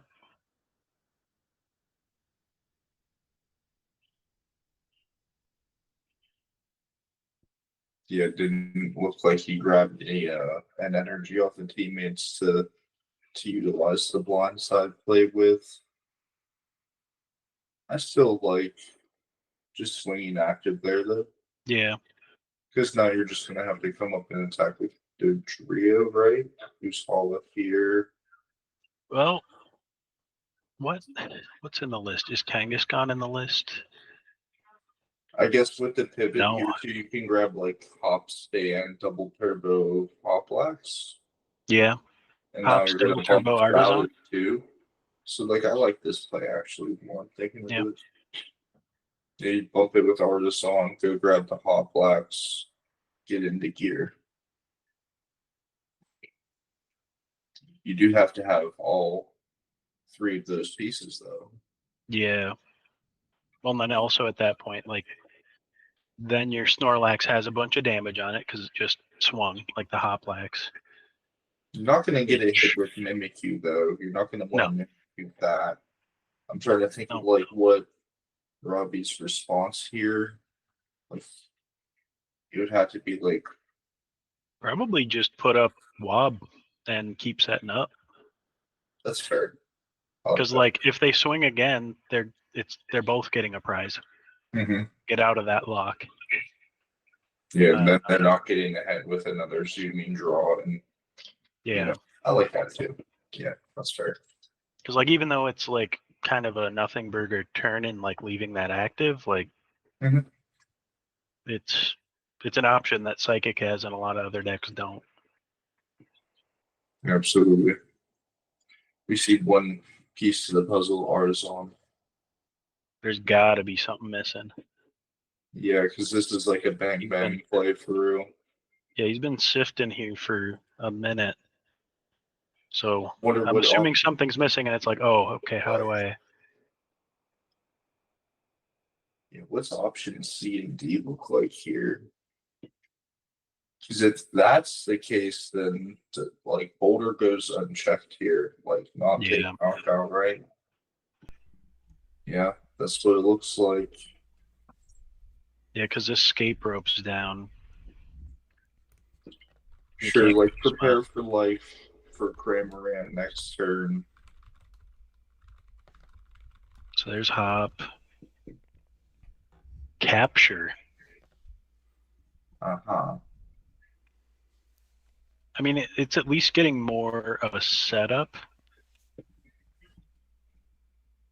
Wonder if he's also just trying to hand thin to make it harder for Ravi to copy paste. Probably so.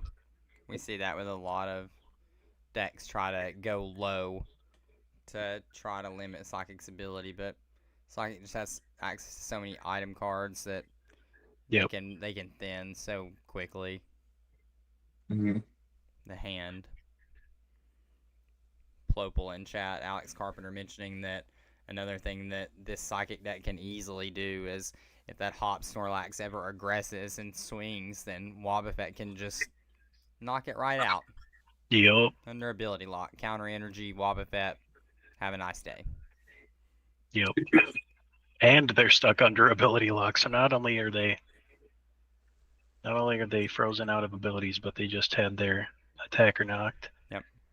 So my favorite thing to do with Curse Kiss is like Dusknor the Whale, Yep. Guzma, Boba Yep. Fett, check please. Roll heads in the in between. Yeah, left the tip on the table.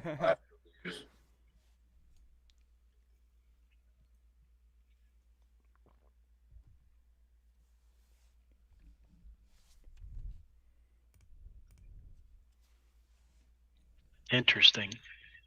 We see the adventure bag coming out from Fireball's side, Mhm. pulling out both the Hops tool, the Hops choice band, and the Fighting Fury belt. The belt gonna Those are get definitely pieces you can't. Ooh. Sure.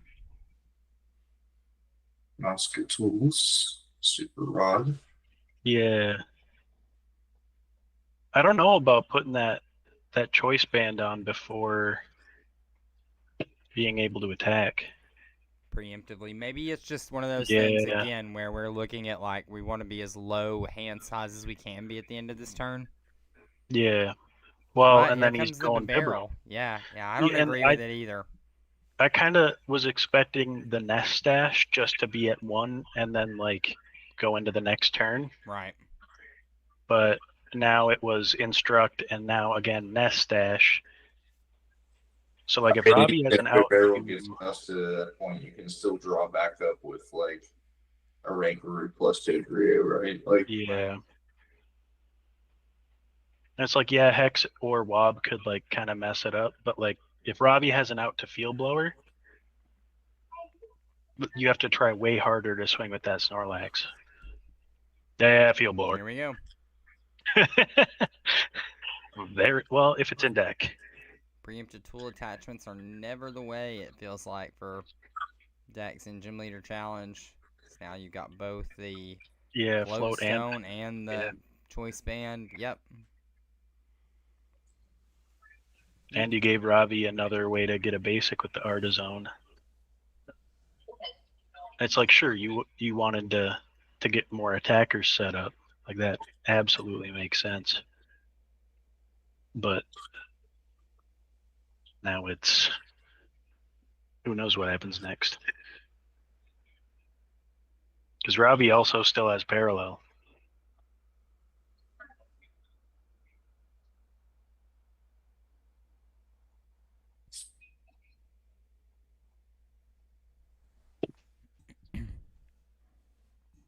And again, Alex dropping us a little nugget in chat saying that if the double turbo were prized, then maybe getting the normal Snorlax first after attaching the capture energy was stronger. Two good attackers with a Raihan Crispin angle on board. You know, just one rather than just the one with the hop slacks.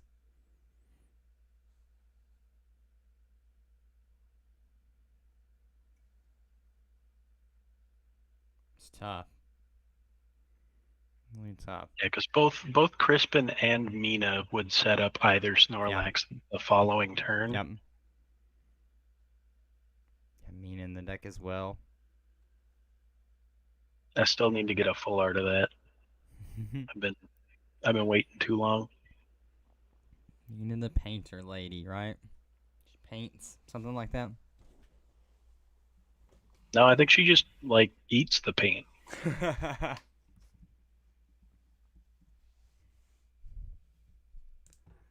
All right. I got kicked out of art class because I always painted on my arms. I know that much. I was not a smart child. The world is your canvas, Evan. Dude, I wish they would have taken pictures of me so I could be like, hey, look how dumb I was. Because I had like up to my t-shirt sleeves, both arms just covered in paint. And they're like, you have half a day left. What are you doing? Like, it'll dry. It's fine. No.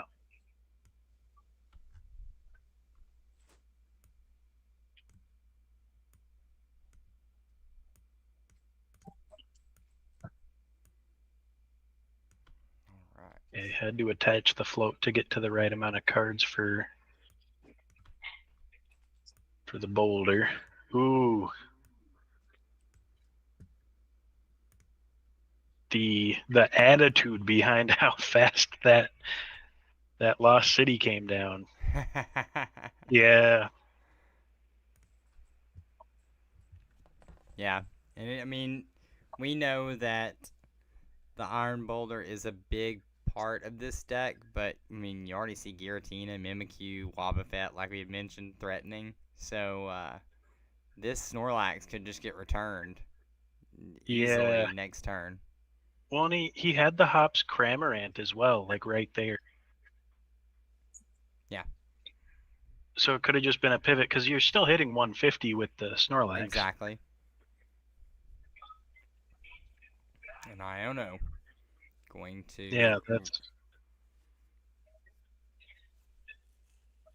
reset both these players' hands. Ravi to 4, Fireball to 5.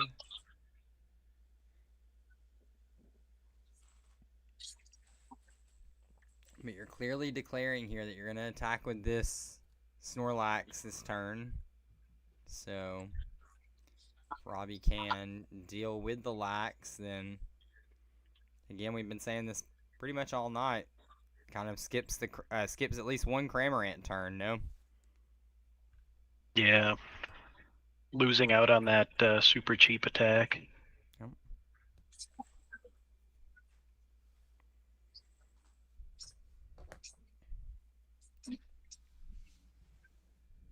All right. And the dynamic press from Snorlax going to take a knockout here, sending that Iron Boulder to the lost zone.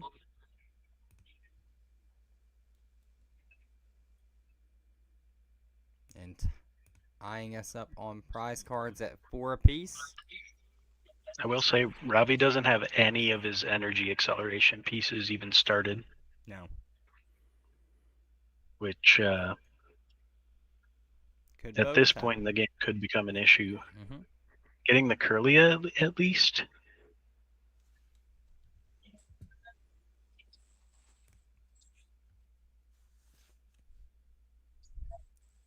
I mean, if you can get parallel,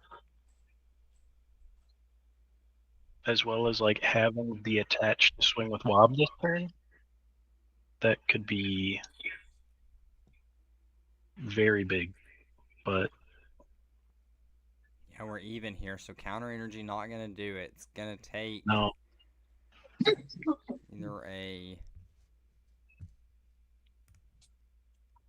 Raihan play from Robbie. Oh, okay. Here's Raihan. Raihan in hand. Yep. There we go. So now it's there's the parallel. Yep. Yep. So we must have access to another energy in our hand. I sure hope so, because I mean, there's a possibility that it was like deck thin and then go into refinement. Curlia? Yeah, I don't know about all that. I mean, it's not great, but it's like it's an option. Yeah, maybe you just find that first and just hope for the best off the refinement. There you go. Uncle Lee back. Okay, Squavit gone. Second Snorlax. Bug Crystal, beautiful. Okay, so yep, definitely had access to another energy by way of Fog Crystal to attach that to the Wobbuffet. We've got the Lost City out of there. Wobbuffet going to take this KO and push Robbie to 3 and leave Fireball under ability lock for this turn. The devastating play as called out by our buddy Alex Carpenter on here, you know, executed to perfection. Almost like he had a bug in Robbie's ear. Night Stretcher going to bring back the regular Snorlax. Gonna try to get that powered up from Fireball's side.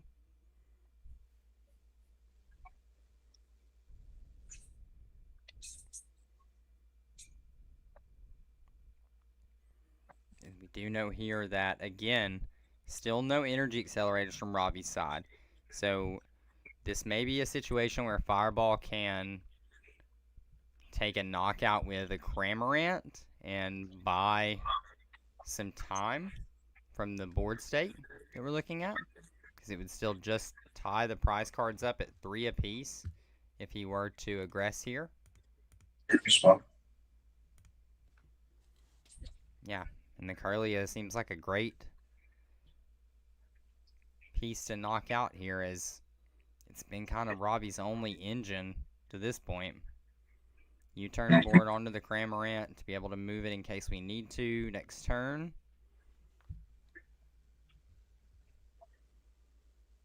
Yeah, now it's really going to be hard for Robbie. He's almost going to have like Versus Seeker or Lucamine here.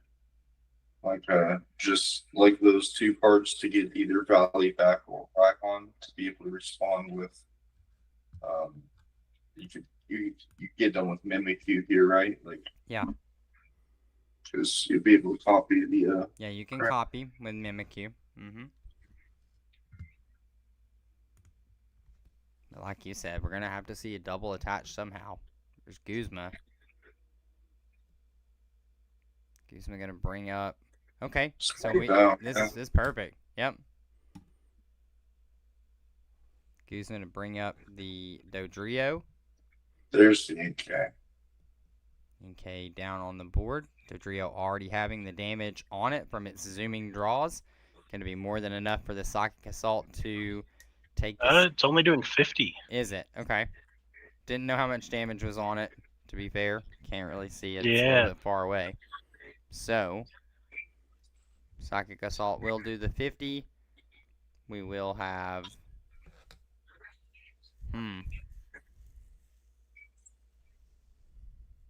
It is worth noting now, if he's able to somehow get like the Giratina out, that's a free KO later. It's just not... You think you gotta be thinking in the future here. Yeah. Well, I think from seeing Robbie reach for the prize cards that he just miscalced that. Yeah.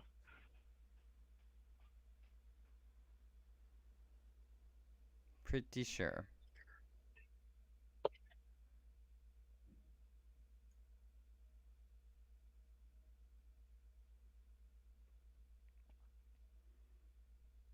Alright. And the action over to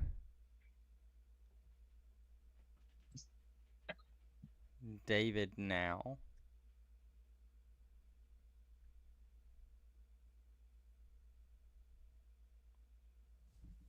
We have slowed down just a bit. Let's see.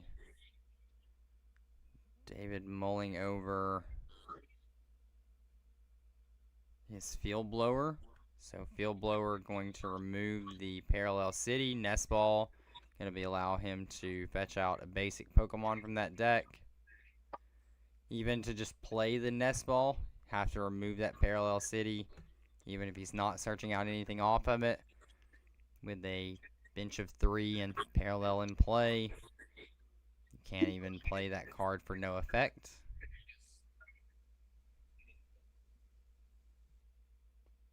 An energy attachment to the basic Snorlax.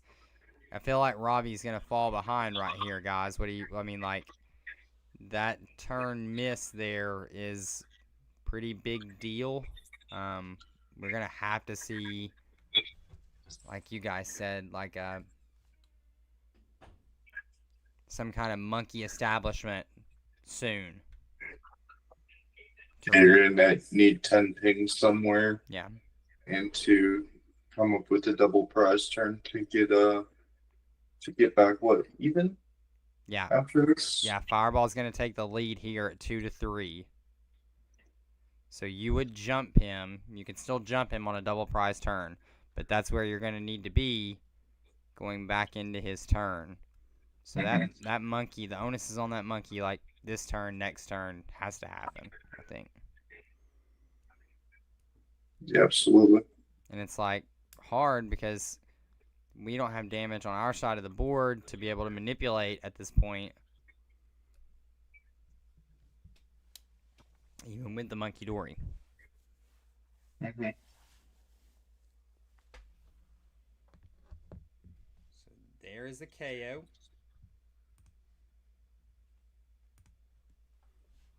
And Fireball down to just 2 prize cards. Robbie will push the Mysterious Tail Mew.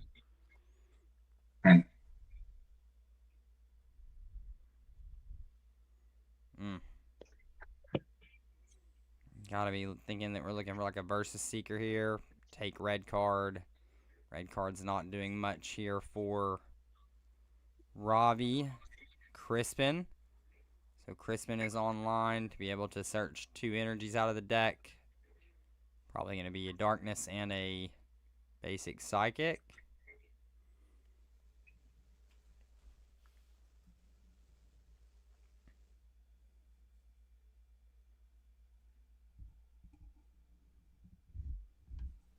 Oh my gosh. Oh my goodness. No way.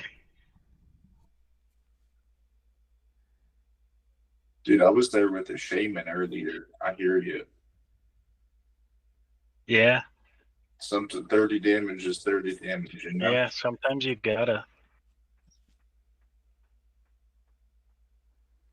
And we're out of Cramorant turns now. So, Robbie weighing the fact that this Snorlax is still a couple turns away from being able to manually attack. Don't know if the double turbos came out yet of the prize cards in this situation. We've not seen any direct movement from We'll see it Alex's side.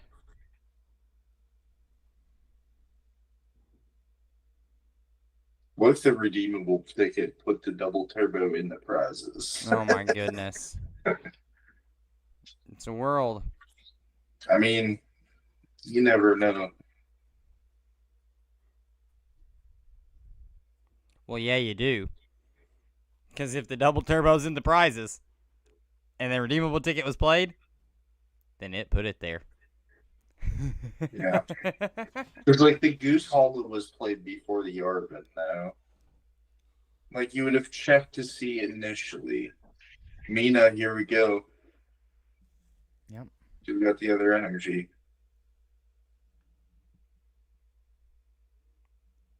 One more round, Venom. This is round 3 of 4. Currently ongoing. Any stand-ins in early? Yeah, take a look. Found the energy. So, Mike God did take down David from GG's. Okay. So, Mike God on his water list. Again, it's a pretty interesting list. That's the Greninja deck. So, we'll probably definitely be taking a look at that next round, I would imagine, at the very least. This match outstanding for a 3-0. Ghouls locked up the win in round 3 over Chucky to move to 2-0-1. Lunari, who we also saw on stream last round, takes the win in this round at 2-0-1 again. So still some undefeateds with just ties on the board. And then Versus Seeker, here we go. Yeah, we got the Verse Seeker with Ravi. Yeah, that is no other attacker on board for Fireball. Yep, here we go. Yeah, you're gonna have to Fireball Darkness to respond with, Rotom, Rescue Stretcher, Revenge, or Rescue Stretcher, Rotom, Stadium. I think he's going with Darkness just so that he still has a Psychic in discard for Malamar. And he must have a Psychic in hand. Either that or Counter in hand.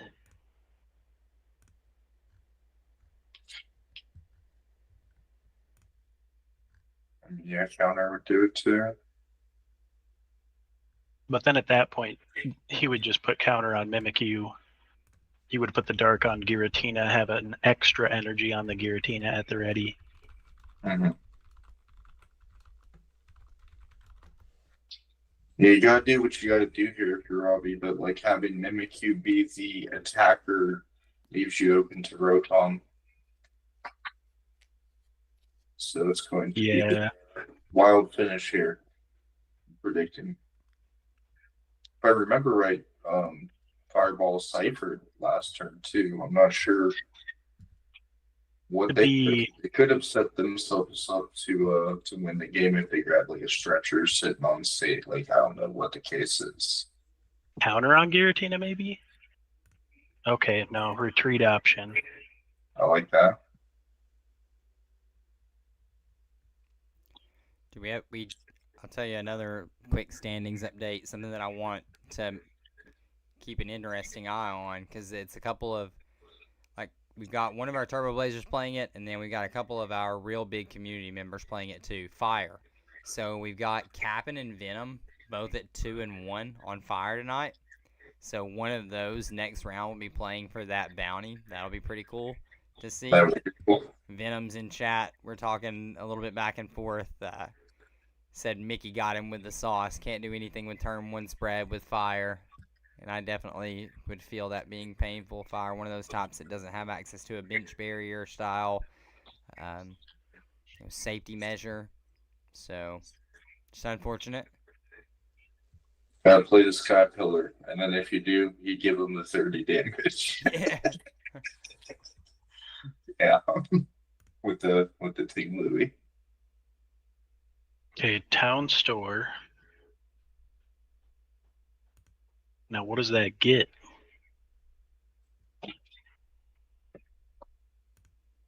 Is it just Fighting Fury left? I think that was already in hand from Adventure Bag that may have been shuffled away. Did Robbie take a prize? No. You want to ask him? Yeah. Hey, Robbie, you still have to take a prize, right? It's cool. Yep. We do these diagrams for something.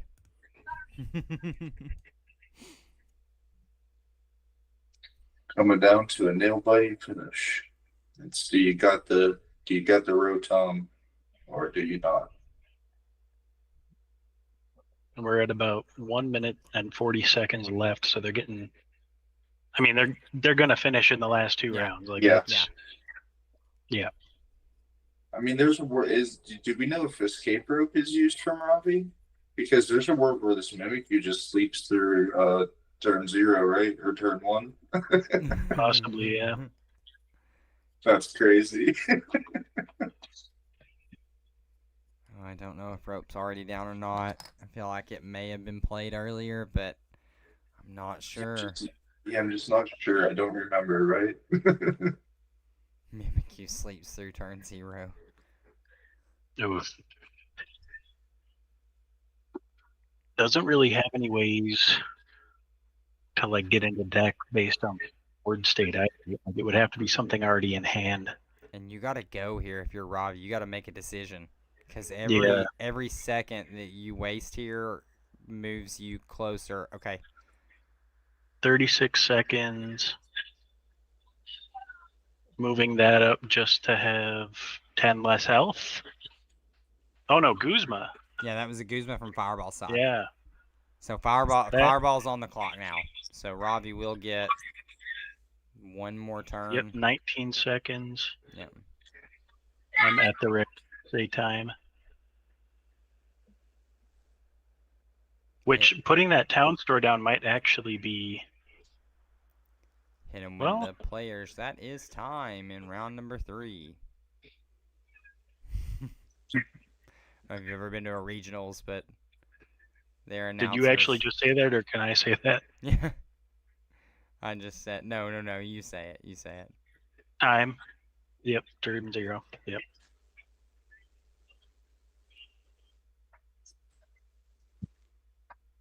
Yeah, Evan, you've been to Pokemon regionals, haven't you?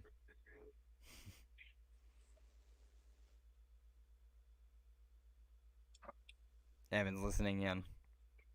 I can tell. He's locked in. Evan's locked in. Yeah, I don't know what's going on here. Gosh, man, there's been so many ties tonight. So many Nat ties. What's going on with the Hex Maniac? He just like, Like I said, it's probably like a discussion, like a board state discussion, Lee. yeah. This is happening all too much tonight, to be honest. Yeah, it's looking like a tie. Mm. Apparently, there was a 2-minute warning called, and Fireball spent the entire last 2 minutes. They did. There was like 2 actions. There was Town Store and then Guzma. Attached return Guzma. Yeah.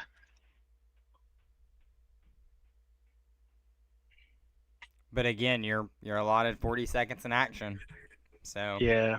I mean, 2 minutes. That's pretty. That's Fireball didn't realize that it was 0 and 1 turns. Oh, the Last last prize, prize. double So it did colorless, put it yeah, there. yeah. Yep, Double the turbo. redeemable ticket did put it there. Double turbo. Not double colorless. Don't ban me too. Hmm. All right. So Yeah, I don't like that. I don't know. Yeah, we're gonna have to come to some kind of agreement on pace of play versus what is acceptable, because I think that a lot of times we're running these with 45-minute rounds to allow for setup, for players to get in the lobbies and get set up. Mhm. Right there we were very much in the game and going, probably somewhere around the 42-minute mark. So players had more than the normal allotted time for a GLC round in that game. Just got to be a little bit quicker. That's what it boils down to. Yeah, absolutely. It's on you, and you can, politely, of course, ask your opponent to, pick up the pace once you know that, it's like 15 minutes, and there's like, been like 2 or 3. If this has been one of those games, you know what I mean? Be like, yeah, we gotta pick it up over the second half for sure. Well, I promise, in webcam tournaments and webcam games, there were definite times where in the past, I would look at that clock and I would see that clock at 20 minutes, and neither me or my opponent had taken a prize cards, just kind of board developing, and I've been like, all right, we got to go. One of us has got to win this game. I'm not taking a tie to you. So, time to move. Yeah, it's really tough ties and to get this next round rolling, it looks like they did decide that tie was the I agree. option. I agree. I can't disagree at all. I hate it for both players. I wish it were not the case, but Yeah. there was no definite resolution to that match at all. Ravi was going to have to do some shaking and moving to be able to get that Giratina powered up. So.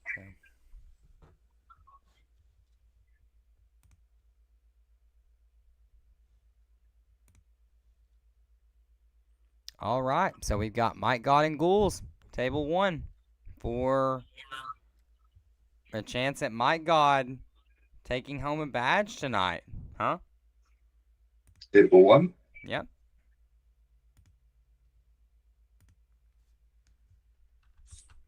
Yeah, this will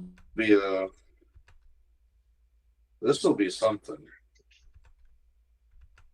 Let me tell you guys that. I don't know if you've ever spectated a Mike God game in our server yet, but young man, so he's like 13, 14 years old.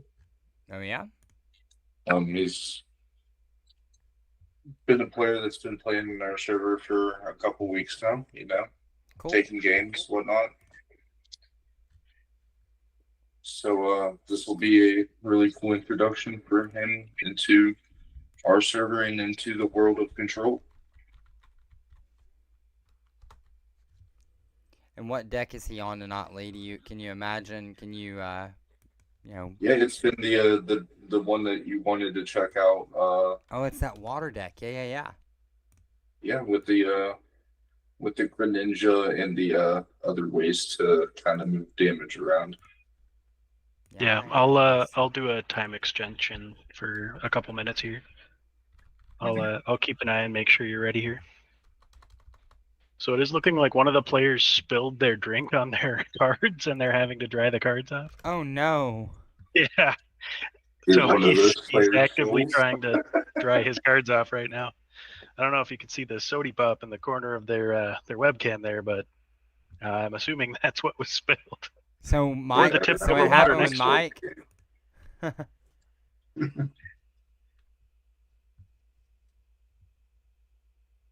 Gosh, not the soda. Not the sody pop.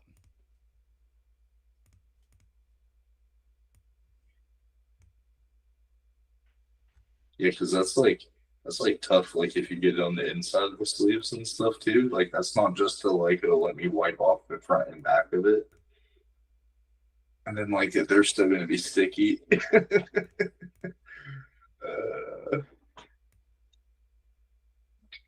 They're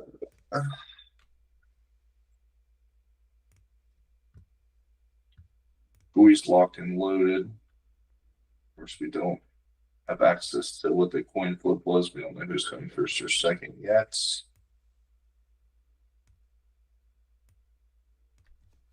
I know that compression on Discord and I are not getting along tonight. Yeah, it's. I gotta tell you what, too. Ghoulies 3-1-3-1, I believe, in his two showings. Yep. So Ghoulies up at table 1, Blazers tournament. Lights are on. Pretty consistently. Yeah, now it's time. Now it's time for him to not deny me work, because I do not want to make a badge tonight. Yeah. But I'll do it.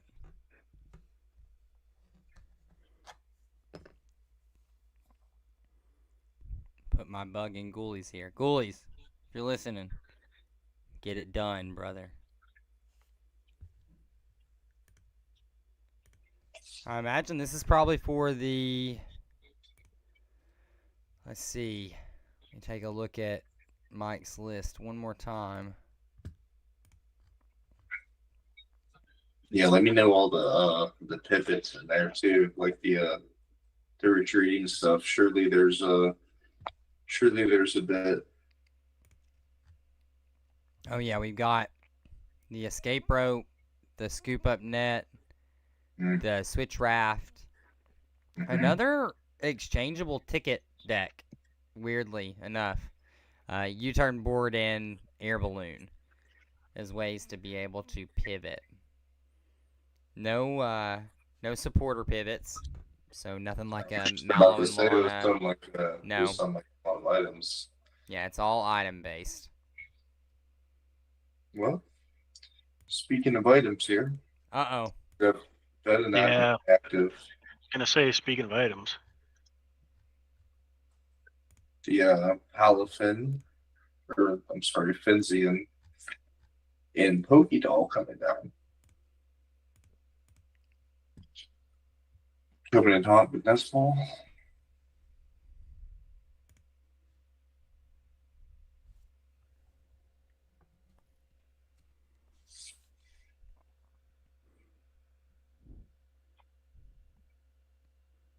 All right. So netball, or nest ball, rather, being played for Ghouls here, as Lee had mentioned. Is that a gold Pokédoll on the bench there? Yep, it is. He just ran to grab paper towels. I'm keeping my ear on the game just because I'm like ready for a judge call. Yeah. But not even from Ghouls necessarily. More like him being like, "Hey, I'm sorry," like because I'm sure he's going through it. Yeah, that I was a think his full sleeve playmat's change, I wet, think. too. Yeah. 'Cause I saw a totally different set of sleeves a minute ago. That's wild. Poor Mike.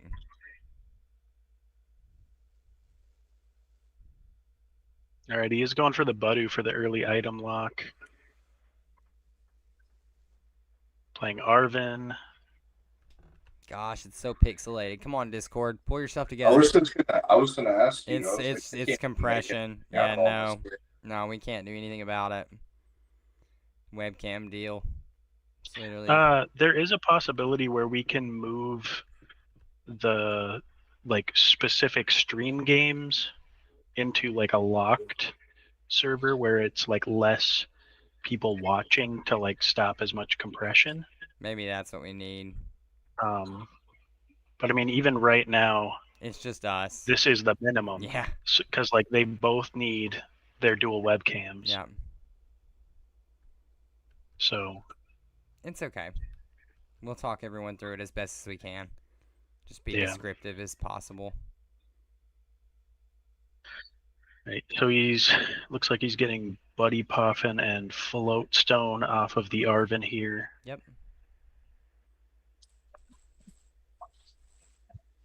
And he's like, I gotta lock in.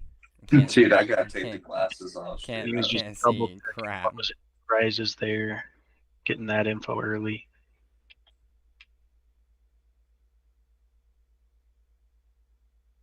Floating to the Buddy, I'm sure. Yeah, it has to be. And cheap Holland.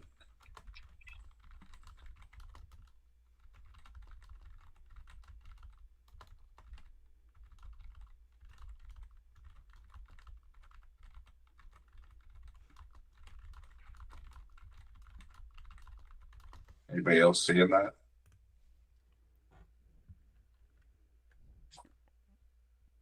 What, the pollen? Am I frozen? No, I think this is right side is freezing a bit, Yeah. but there's still motion, so Yeah. it's like Yeah. Again, it's just like not really great tonight. And it's from all of our sides, unfortunately, so I can't. it's the year 2025, Yeah. and Well, videos it's are better still now. lagging. We're better now.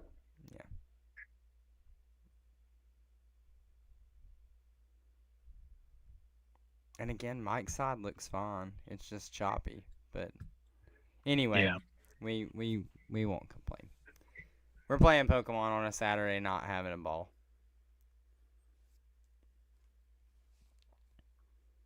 Yeah, for sure. If I'm not down there playing and winning, I'm going to be up here having fun. And this is a chance to kind of mention while Mike's kind of playing out here that this will be our last Saturday for this month. We will be in attendance for the Mega Evolution 3K in Akron, Ohio next weekend. So we will be taking the weekend off from Turboblaze Trials events.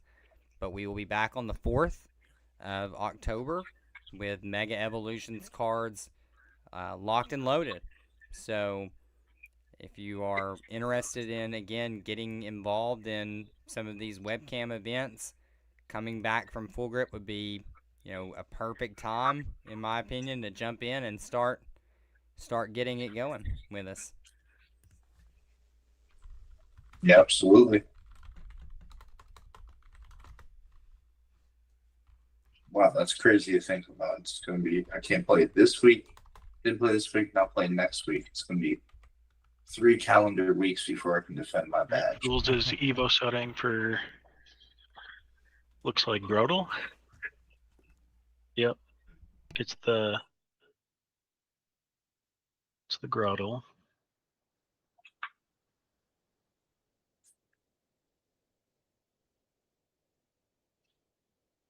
Tagpole?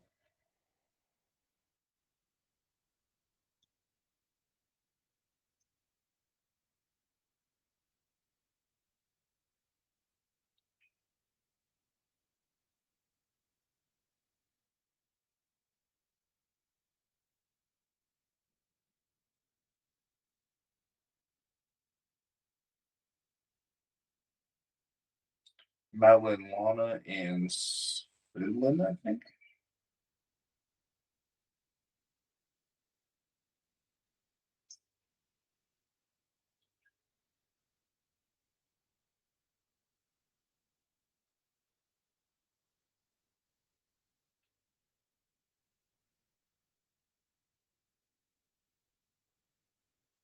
Going throttle here.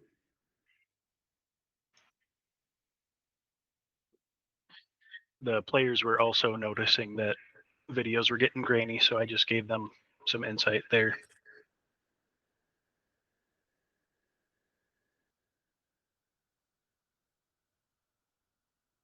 Yeah, this is the wrong deck to be facing, where you have to ask what stuff does, you know. Yeah.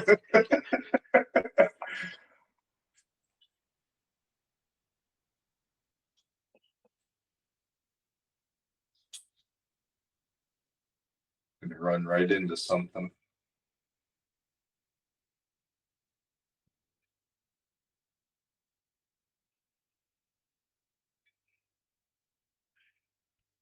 Not super sure what that action is. Maybe Goose Hollow?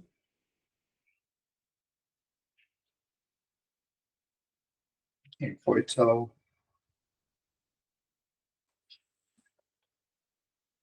I'm certain there was a tag call before that. Yeah. Well, Mike here, I believe, is a younger player, so he's still kind of learning the game and was asking me some judge questions there regarding like item lock and Lily's Pokédoll for like future reference.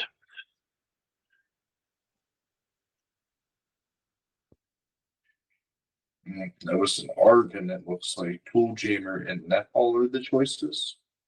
Maybe Yep. thinking Tool about Netball.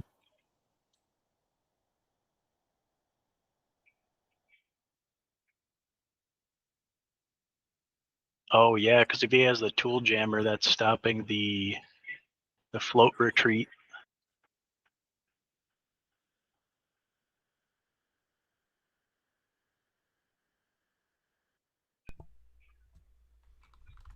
And they're just confirming what was grabbed off of Guzmahala the previous turn.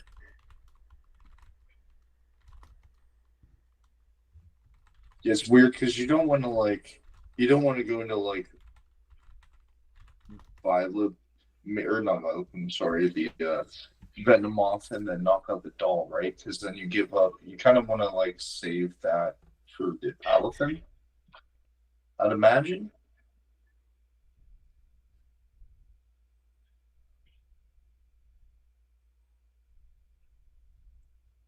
Yeah, so I'm sure he's gonna go for the Lily's Pokédoll knock because with the tool jammer, there won't be an easy way to like swap back into the Palathin. Oh, Hey, yeah, Ghouls, that's can so you try true. something for me? Can you try to turn your camera off and turn it back on?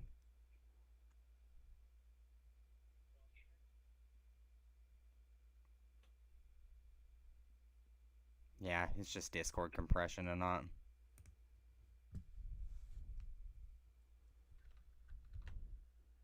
Okay. No biggie.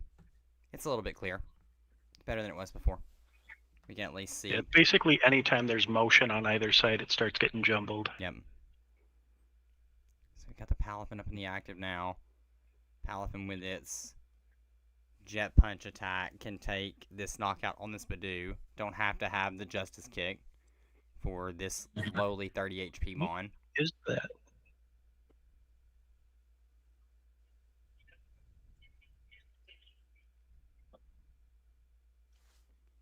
Oh boy. That is not the right Froakie as per the deck list. Uh-oh. Is that the That sucks. Is it? It looks like an XY or like, because I don't think it has the 70 HP.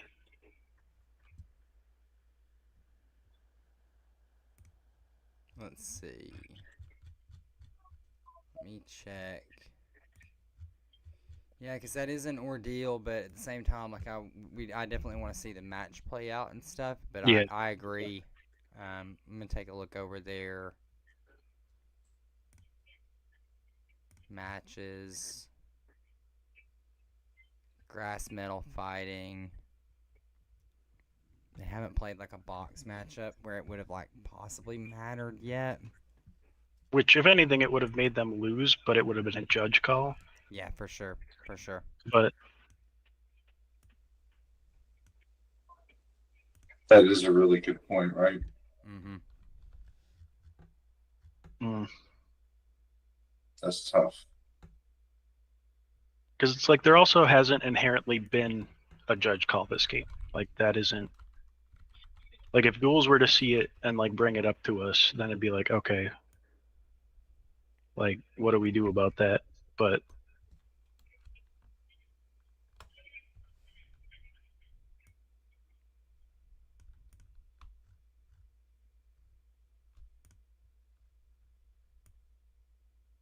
Is it the right? Yeah, it's the right Remoraid. Okay. yep, it's everything else has looked right. Because I've just been going back to the deck and kind of like piecing things out. Like, okay, because like a lot of it looks like a deck that I used to run, but they instead of like running the like the memory energy or like memory capsule to be able to use the after image strike on the Greninja, they're just like going straight Greninja, which is probably more consistent if I'm being honest. Like it was more of a gimmick, but Deer being hit in the field. Venomoth. yeah, the Venomoth confusion here along with the item lock Gonna start is to big. rack up. Yep. Yeah. Sinlin. Or no, Surge. Then Sinlin. Sequencing. What we getting back here? Some decent ones in there. Getting Arvin. Arvin, yeah, that checks out. I'm so Arvin and glad Greek. that-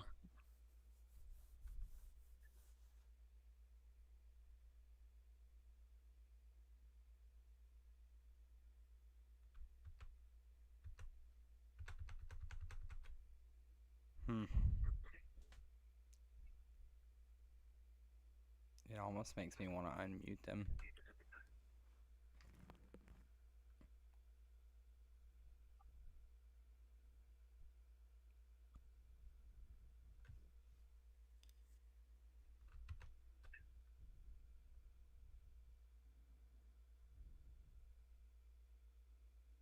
Some Malamon and for Bulls too. For future Torterra turn. And he's going for the Arvin again. That's what, 3 Arvins this game? Well, Level Ball's going to get Roselia, so that's going to get whatever he wants. Yep. Full Jammer. Also going to be good. I kind of agree on the timing of that. This Tool Jammer not going to be able to be Okay, Shaman for Benchberry. And Shaman. I see. Yeah. That checks out. Yeah, because even if this Palafin is attacking, you do not want it just doing 30 damage, spreading all over your board. Yeah, for sure.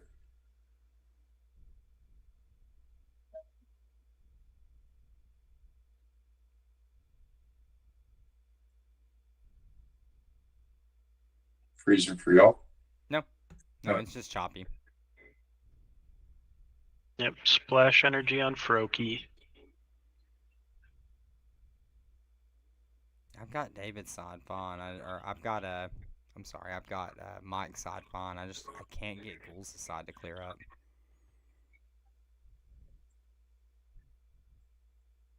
So the attack does go through, it looks like.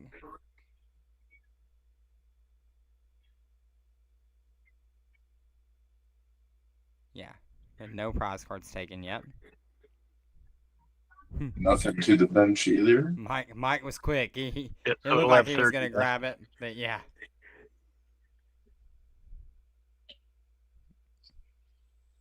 Mike This thought was- it was a knockout. Yeah. Yeah. he was about to rip it, but he didn't. Thank God. Yeah. He did hesitate. He did Yeah. wait, which is great. Yeah.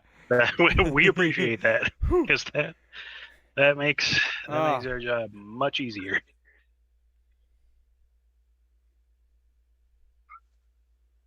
Which, in his defense, heck, I couldn't tell if I was doing a knockout right now on this camera.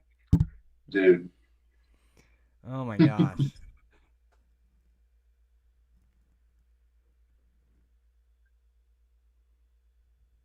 Facing 2 opponents. Yeah, I hate it because, like I said, Mike's side's cleared up for me like perfectly. It's fine now. But Ghouls, man, it's a static fest over there.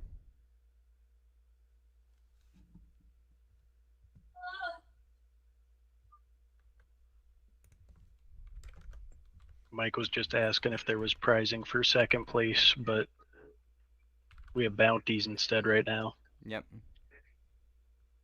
And no worry about Pokemon from Kanto. We'll get first. You know?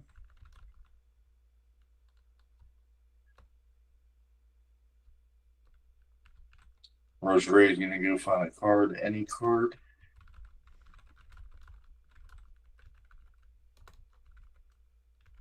Imagine Ghouls is gonna want to just turn into like Torterra even if this Elephant does go through this turn.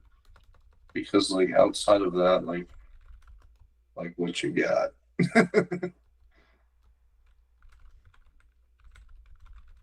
Yep, counter energy. That's probably what he grabbed off the Roserade since it was. Oh my gosh. Last turn.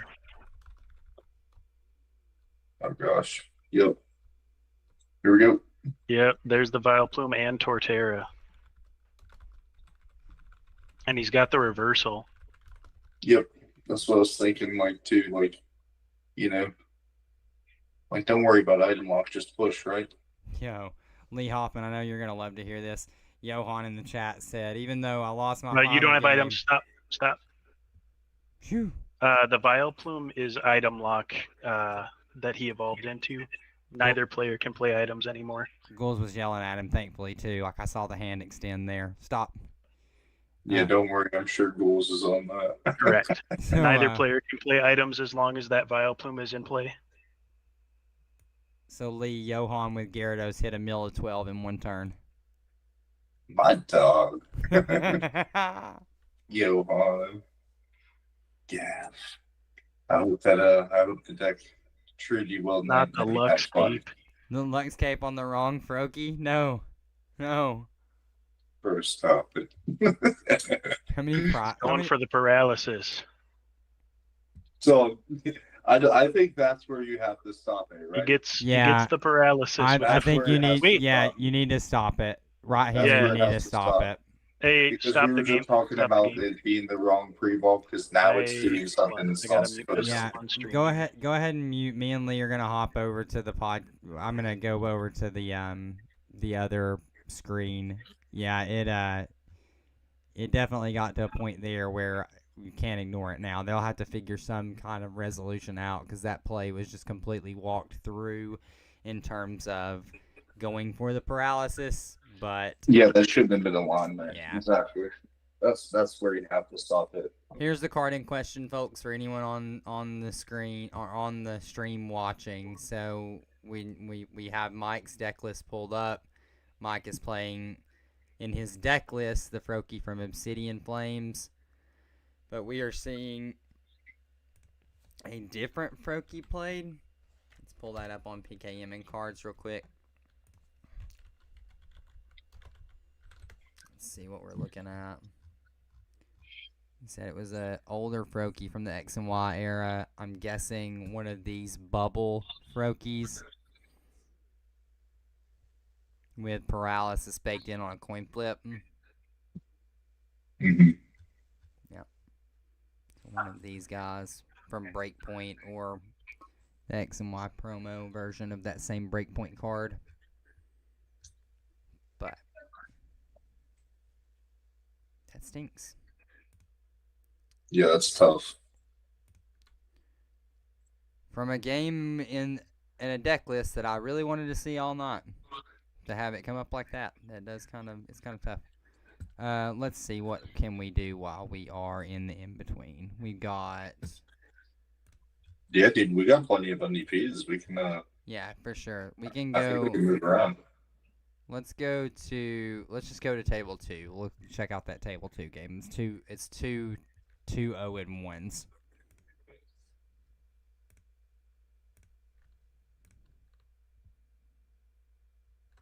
Yeah, I'm cool here.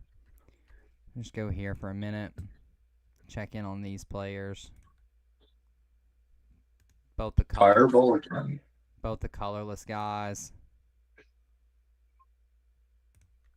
Yeah, Fireball again. Yep.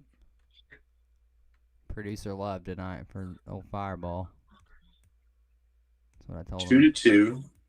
Although one board state does not look like the other. We don't know what we're walking into here exactly yet.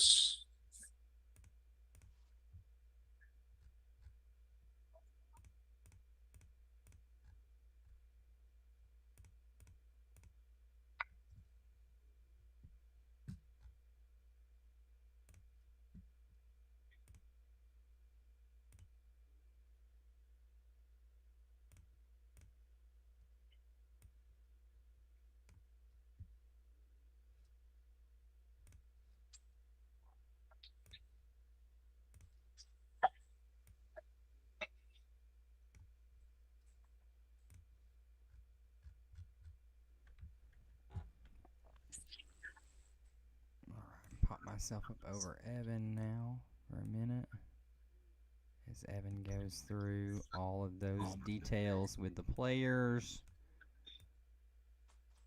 involved in our other game. We were watching at the top tables, and fortunate to see it in that way. I imagine that Ghouls will probably pick up a game win on that. And it's not what we want to see again, but we let it go literally as far as we could let it go. Yeah, as long as it didn't announce the attack, right? Like, that's the one singular thing that could have happened that we're like, okay, we have to stop this now. Yeah. Because then it's like, yeah, and we don't know if that happened round 1 or 2, you know what I mean? Like, Yeah. who knows? Yeah. Like, Yep. who knows, man? Yep. No, I agree. That's something that I was thinking of as well. It's like, who knows if that had happened in previous rounds too. We can't be sure. So we just have to play it to the best of our abilities. So what was the conclusion of this one? One of the board states didn't look like the other. Yeah, I believe Fireball scooped it up after some sequence of cards. Yeah. Seemed like Adventure Bag. I was fixing my camera, but I didn't really see too much after.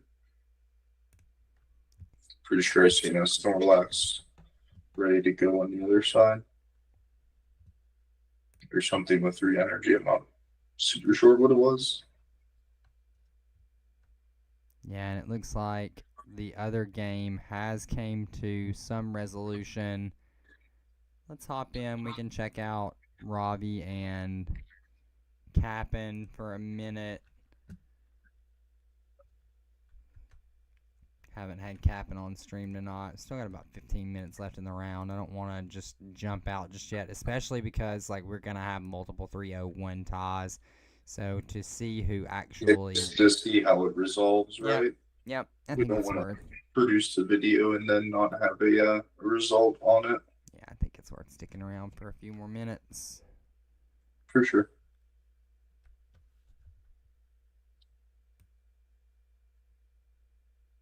All right, I am back. Just had to explain some things to both players, like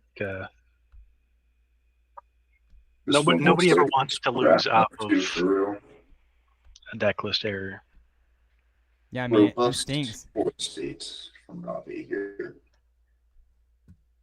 I was unmuted in their call as well. Oops. Yeah, it stinks. I mean, I hope that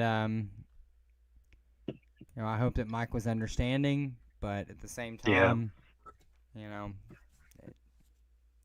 not much you can do there. And like I feel like we were lenient enough in like, Yeah, hey, that's what Lee you and made I it were this far. discussing. There isn't yeah. Like we were saying, there's a less than 0% chance that attack has been announced earlier tonight. Yeah. So we can't really know. We, like you said, we did let it go as far as we could, but Yeah, for like what it is in the moment, like I think it's like okay as long as like Ghouls either A doesn't call it out or is just like okay with it, period. But like once you go to like announce the attack that's different from the one in the Yeah. listing, like that's where you cannot let that go any further. Because now, if the kid would have been like, "Oh, I'm gonna try bouncing," like this is a proxy, I should have said something and like tried to go for the attack, then it's like that's still iffy, but like it's fitting of the game state. But Mhm. it's just a bummer. Yeah. Like I think Ghouls was in a very good spot, but like nobody wants to win like that. Yep. Yeah, for sure. Yeah, you want your opponent to make optimal plays, and you want to, similar to like me and Dave last week. Like I had knowledge of the lab, just didn't slap it down. Not doing anything, but last round, hours of cards being played. End of the story, like or long story short, stuff happens, and as long as it's not like game state breaking, like something like another attack that's not there, and like you said, like in the previous rounds, like there's just certain things you just Yeah. I'm gonna reach out to him and try and make sure he's not beating himself up too much about it. It's okay. Yeah. Anyway, on the action, we have jumped over into Ravi's game because Ravi's the last kind of undefeated player looking for a result. We've got now 2, 3, 0-1s. Ravi looking to insert himself in that group as well. More than likely, based on resistance, I think with Ghouls beating the 3-0 Might God, I think that will probably give him the win on resistance, but I'm not sure. I mean, we'll have to see. Also depends on who he tied with. Yeah. Yep. Mm-hmm. Yeah. No, it was Lunari though, so it. Yeah. So it was one of these other 3-0-1s. Yeah. Yeah. It wasn't the. Wasn't 5 through 8. Yep.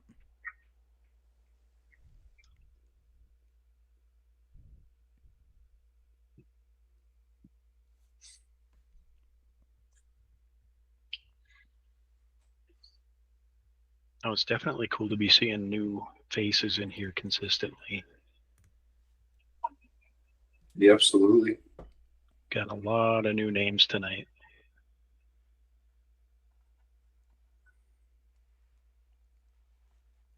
Yep. Plus, we get to show our Chilean boy Ravi off as well. So, we love that. I know Big body Ravi. Ravi was having a hard time getting into the Friday night events. He works at a local game store down there in Chile on Friday nights doing some inventory stuff, so it was a lot tougher for him to get into these events. And, we've all spoke so highly of Ravi as a pilot and player. There's very little that he misses, very much like the Turboblaze guys, like is very thorough. He's very good. Yeah. Very good. So, happy to get to see Ravi play some games out here too. I think this is probably just going to be a wraps. Yeah, just in the energy here. Just need the energy here. Buddy Catch gonna be able to fetch out whatever supporter that Robbie wants. So as long as he has some kind of way to get an energy, Crispin's perfect. Crispin can get both a psychic and an additional darkness energy in play. Just perfect. Perfect setup for this psychic board. Gonna go dark onto the Glade as it is a psychic colorless attack cost. We're gonna go clairvoyant sense onto looking at the iron boulder. Gonna go ahead and attach that You there. need to announce the attack, right? Am I missing something? Got 2 prize cards left to take, and there's a bench Pokemon. Oh, sure. Yeah, that. I don't have the full screen. It's that Salandit, the Salazzle that's hanging out back there on the back line that kind of can't see. I almost wonder if Robbie should have just held that energy for, if your Gallade doesn't get knocked out. But Going for the Salazzle attack.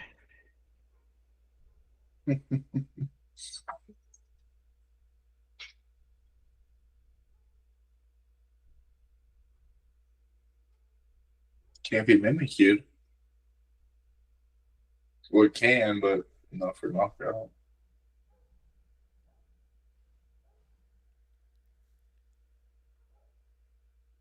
I mean, if he makes his hand beefy enough, might not be able to respond with the boulder. Mm-hmm.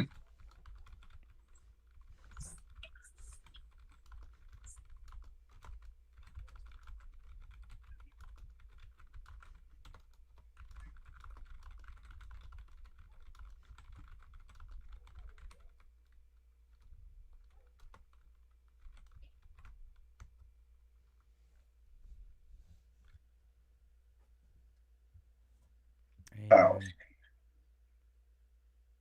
Knockout. So now Robbie will just be looking to be able to answer this. 12 cards in hand. God. That's gross. Okay. Just need to see like a Judge, Marnie, something like that. Yeah. Got first to play down. Thornton. Oh my gosh. Wait. Giratina? Thornton, the Giratina, GG. That's it. Yeah. Well, no, you need to. Oh, yeah. No, that's it. Yep. He's got the damage mod on. Yep. Muscle Bam. Blammo. That was a cool play. Yeah, it was. So we check all the boxes, guys. We saw Thornton for the night. We I think that can say that we had it all tonight. Almost. We didn't see the Gyarados 12 card mill turn. We did not see the Gyarados 12 card mill turn. Yeah, no fighting on stream. No fighting on stream tonight. No dark in the meta. No dark in the meta. And again, fighting with only 2 decks in there right now. Darkness is one of those types that seems like it's fallen by the wayside. It is one of those types that is hoping that one of these newer sets can revitalize the type. I know that we're looking forward to the next set after Mega Evolutions for some dark support. The Grimsley package and Toxtricity. Bunch of cool things on the horizon for dark. Yeah, absolutely. Call for Family 2 and then the Accelerate with the Toxtricity. Yeah, that's going to be gross. With go fish out the top 7, maybe a way to manipulate it, get a crazy dark Pokemon in play. There's some stuff to be excited about for the future for sure. It will be in a whole new meta the next tournament we hold. Yep, that's what Lee and I were mentioning while you were in one of those judge calls earlier. It's going to be fun.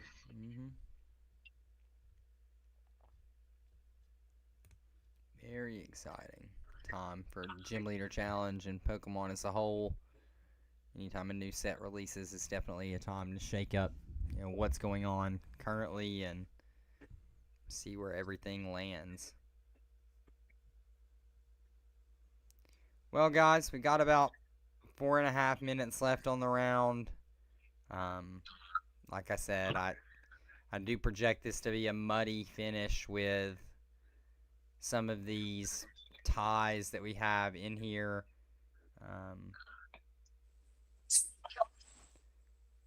Tempted to call it and be like, hey, check the Discord for the standings. Let's see if we can put some heads onto some of these bounties real quick before we hop out of here. So we have best placing fire deck, best placing metal deck, best placing grass deck. Well, I mean, it could sway based on Final standings. Yep. Yeah, because Sligoo's on. Was he the only metal? Yeah, only metal. Well, there you go. Yeah. Sligoo wins. Highest placing metal. Yeah. Yeah. I'd imagine Ghoul's highest placing grass can be the overall. Yeah.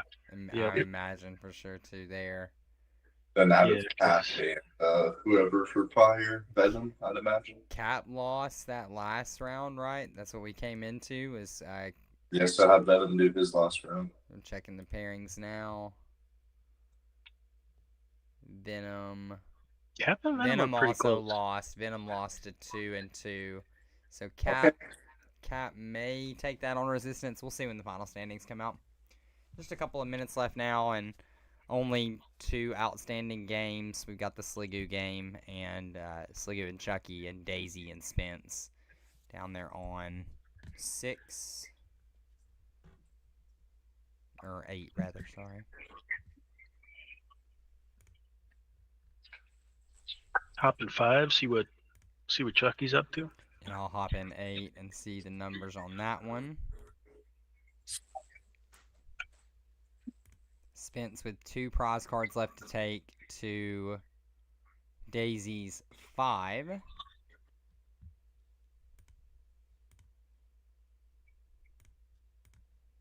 Let's see. Got a 2-minute warning.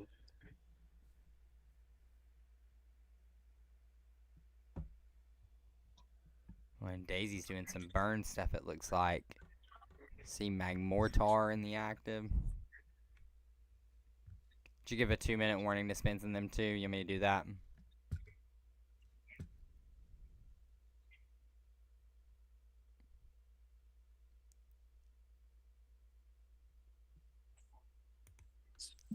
Two-minute warning, guys. The Count Sligoo versus. Oh my god. What's going on?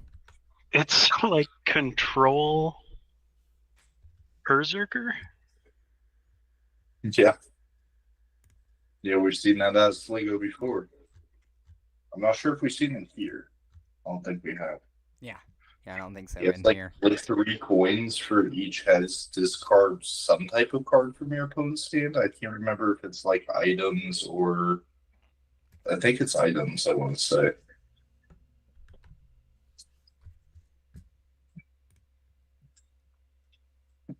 Yes, Sligoo just won with the Control medal. Yeah, put 3 coins. Wow. Any of them are heads, your opponent reveals their hand, and for each heads, you discard a trainer card from your opponent's hand. Even better. Even better.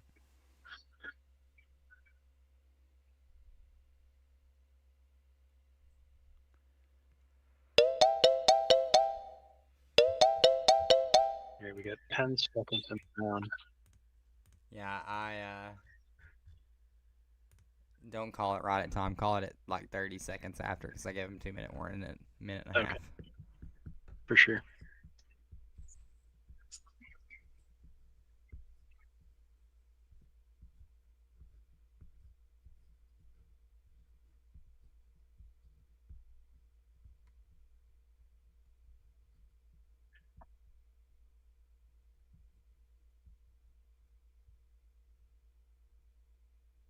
Alright, just a few seconds left here. Evan will call time in this one, and we will get these players finished up. All right, you're having me call time here. Yep. I had a judge call on the other one there too. Oh, I got it. Here, I got this and one. there we go. Oh, yep. There we go. Scoop up. Perfect. Perfect, perfect. Okay. So now I'm interested to see where these final standings shake up. Once we get Spence and Daisy reporting there, we should know a little bit more. We'll give our... All right, 2-1, guys. Okay. No, you're good. It was like just hitting time, so I have to reset the match no matter what.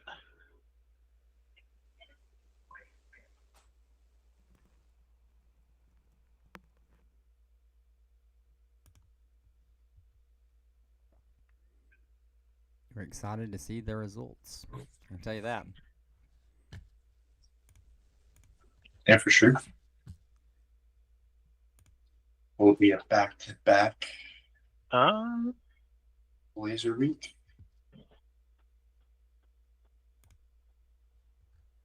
Or will somebody else win? All on resistance. Mm-hmm. Okay, there we go. It wasn't letting me reset. I had to reopen the page. There we go. And all results final. We can complete that. And yes, here we go. Standings up now. Let's see. All right. So, it actually looks like with the resistance of opponent's win percentage of 56.25, Lunari on colorless Oh. does overtake Ghouls for the top spot, taking home the #1 spot on the night. 3 players finishing at 3-0-1. And then let's go for our placements here. Highest placing Metal Deck, Count Slagoo. Highest placing Fire Deck, Cap'n. And highest placing Grass Ghouls. Obviously, they are at 2nd place. Kanto Bounty, also going to go to Lucari with the Snorlax in the colorless build. So that is a big night for them. Narrowly over Ghouls too, if I might add too, because Ghouls was rocking the Violet Plume line. Yeah. Yep, definitely so. Well, all right, everyone. Thank you for hanging out with us again on this awesome Saturday night. We will see you guys back in 2 weeks after the Mega Evolution release weekend tournament at Full Grip. Again, want to give a big shout out to our partners over at Collectors Connection, making all this stuff possible for your Turboblaze guys. You can check out their website at Collectors Connection Duluth if you're in the Duluth, Minnesota area for all their list of events that they have going on weekly over there. And again, thanks for hanging out. Have a great rest of your night.